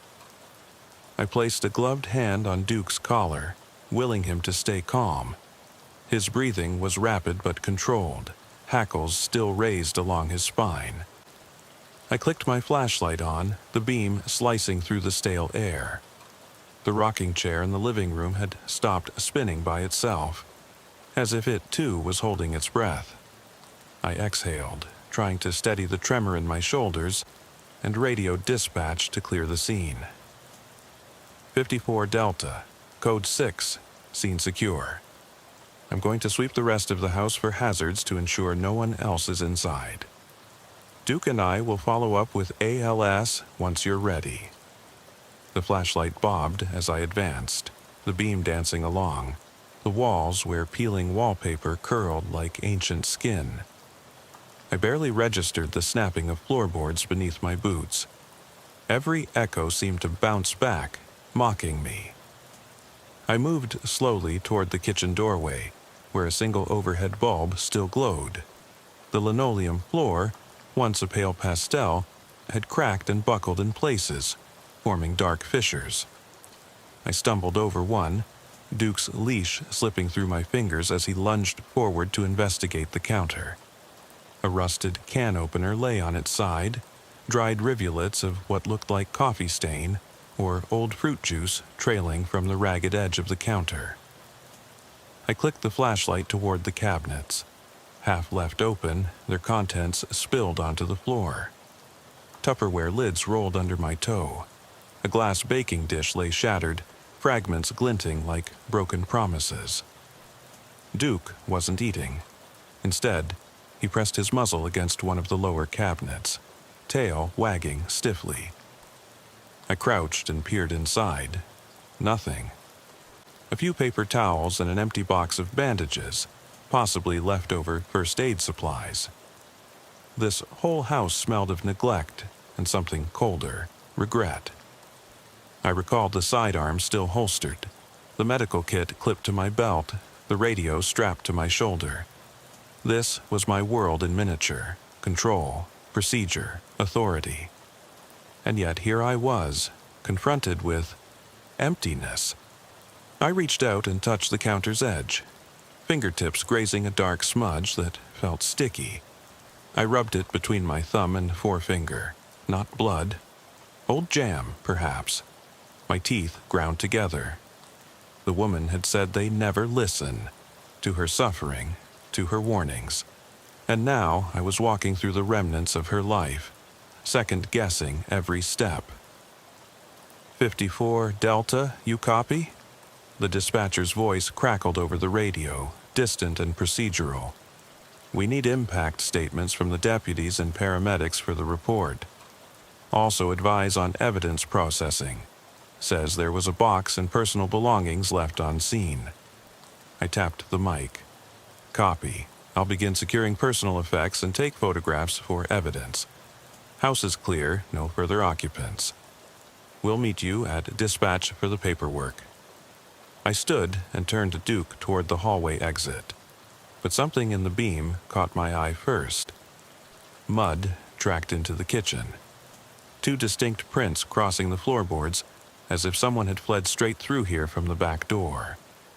I knelt, shining the light across them. They were fresh, a soggy imprint of sneaker tread. The front door showed no sign of forced entry, but the back door... I snapped on my gloves and moved toward it. The door's frame was cracked, and a scrap of torn screen hung loose. I pushed it open, and the cold night air rushed in, carrying with it the scent of wet earth and pine. Beyond lay the backyard's overgrown scrub, long grass slick with dew. I clicked off my flashlight and raised the muzzle of my duty pistol, silhouette outlined against the moonlit sky. Duke crouched, muscles coiled, ready to spring. No one. Only the distant hum of sirens, a single ambulance now pulling away, and the faint glow of emergency lights shimmering on the horizon. My breath formed clouds in front of me as I scanned the tree line. The kitchen prints led here, as though she'd bolted through that back door into the darkness. But I knew she hadn't. She'd been in the ambulance, calmly compliant, tears dried on her cheeks. It didn't add up. I dropped my weapon and sank onto the stoop, pulling Duke close. He leaned into me, pressing against my thigh like he could share some comfort. I stared at the broken screen and the single trail of footprints vanishing into the weeds. The night was far too quiet now. I thought of the shoebox she clutched, the empty cubby of memory she insisted held her husband's voice. I remembered her eyes, hollow and bright, like a confession without words. and I realized the real danger of jobs like ours isn't the person with the knife. It's the one whose mind has fractured too far to tell the truth from the empty paper. "Duke," I murmured, stroking his head. "Let's get out of here." I rose, and he circled back to my side. Together, we crossed the yard in silence, taking care not to disturb the prints. At the door, I paused and glanced back one last time. The dim kitchen light leaked through the screen, shoulder high. Inside was nothing. Nothing but the echo of a life she refused to leave behind. The driver's door of my cruiser hissed open. I helped Duke inside and climbed into the seat, radio clipped, body heavy with thought. As I backed out of the driveway, the broken porch light flickered behind me, then died altogether. I didn't notice until I was 5 miles down the road, when Duke whined and pressed his nose to my hand. I reached back to scratch behind his ears and noticed the shoebox, taped shut, sitting on the passenger seat floor. I hadn't put it there. It hadn't been in the ambulance, not in the house, not anywhere near me. My pulse roared in my ears. I glanced at it through the rearview mirror. Box intact, no label, no idea how it got into my car. I reached down, hesitated, then pinched the tape's edge. It shifted underneath my fingers. I drove the rest of the way without touching it. The box rode silently at my side as the cruiser's headlights cut through the black pavement. I caught myself staring at it in the mirror, trying to make sense of its presence. Exhaustion washed over me, so deep I thought I might slip into dream inside the patrol car. But I couldn't close my eyes, not yet. Because sometimes the hollow things cling to you when you think you're free. Sometimes the real horror isn't the call-out, the person you find, or the job you finish.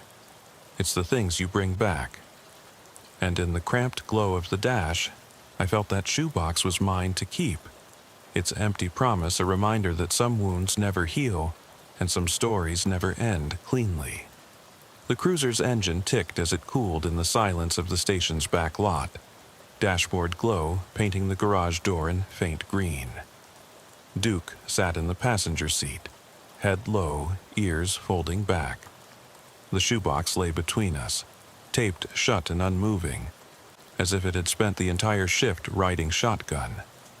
I stared at it through the glass, willing it to make sense, but it offered nothing but its rigid, cardboard walls.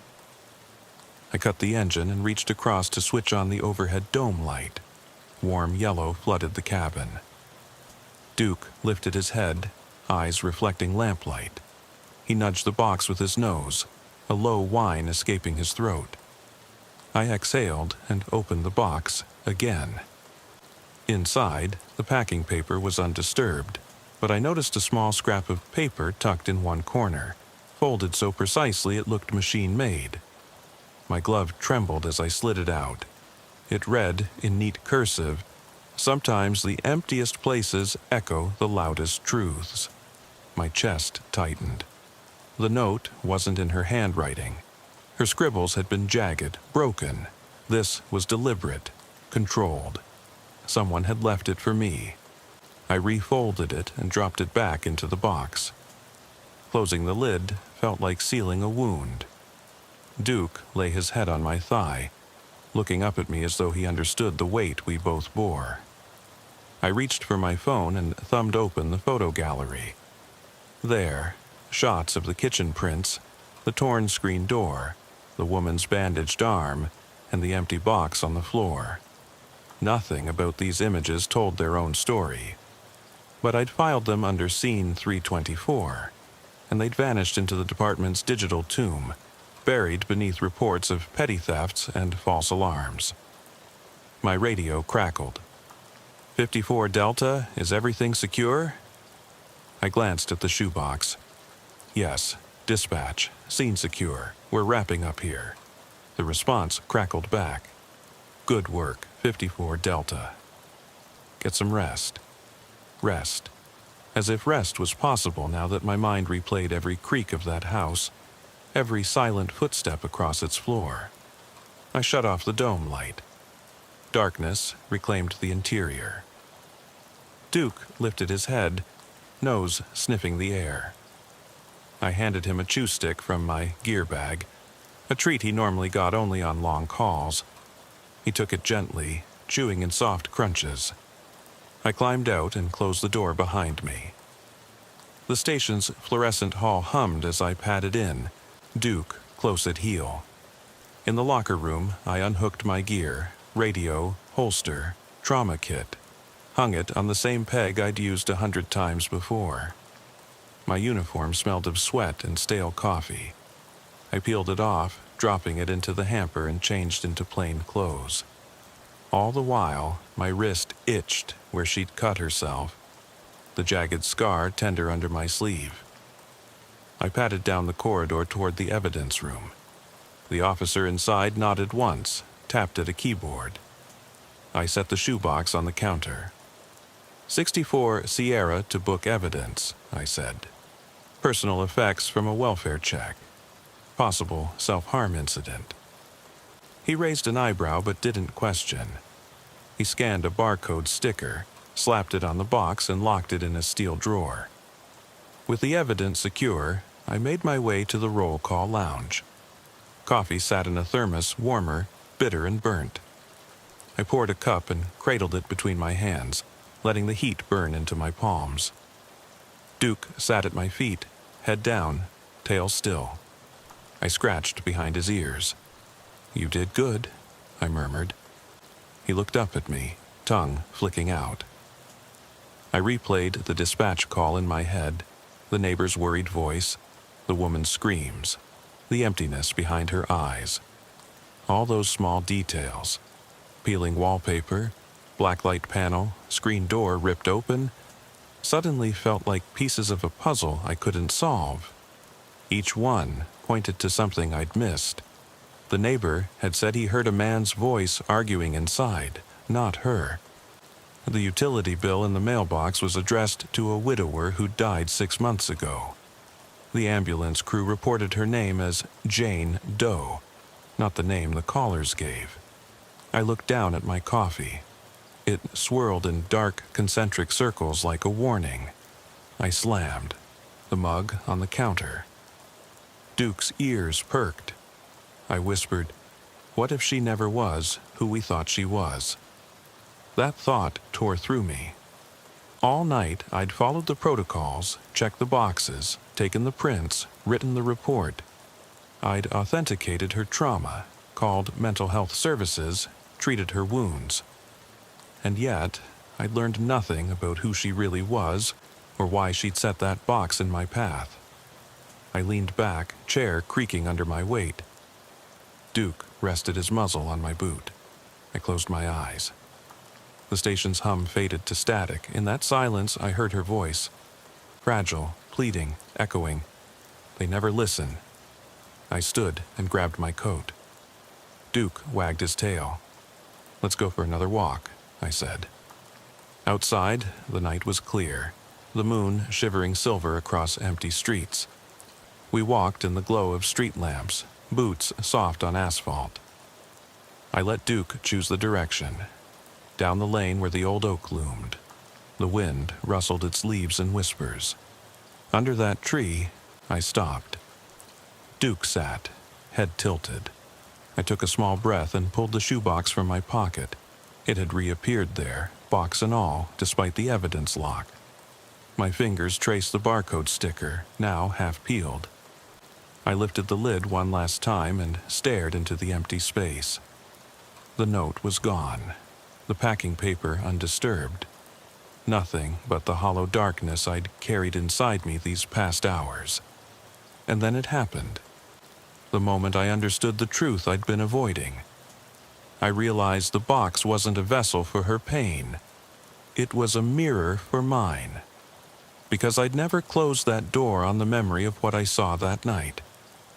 Not the moment she bared her wrist, not the red light vanishing behind the door, not the final echo of her whisper through Duke's whine. I closed the lid gently and tucked the box beneath my arm. Duke nudged my hand, and we walked on, our shadows stretching long and thin across the pavement. I'll never unsee that emptiness. I'll wake at 2:17 a.m. again, feel the weight at my side, and find that shoebox waiting, reminding me that the most disturbing encounters aren't those we report. They're the ones we carry home, sealed inside us, refusing to stay buried. And every time I close my eyes, I see it, that hollow space, echoing louder than any scream.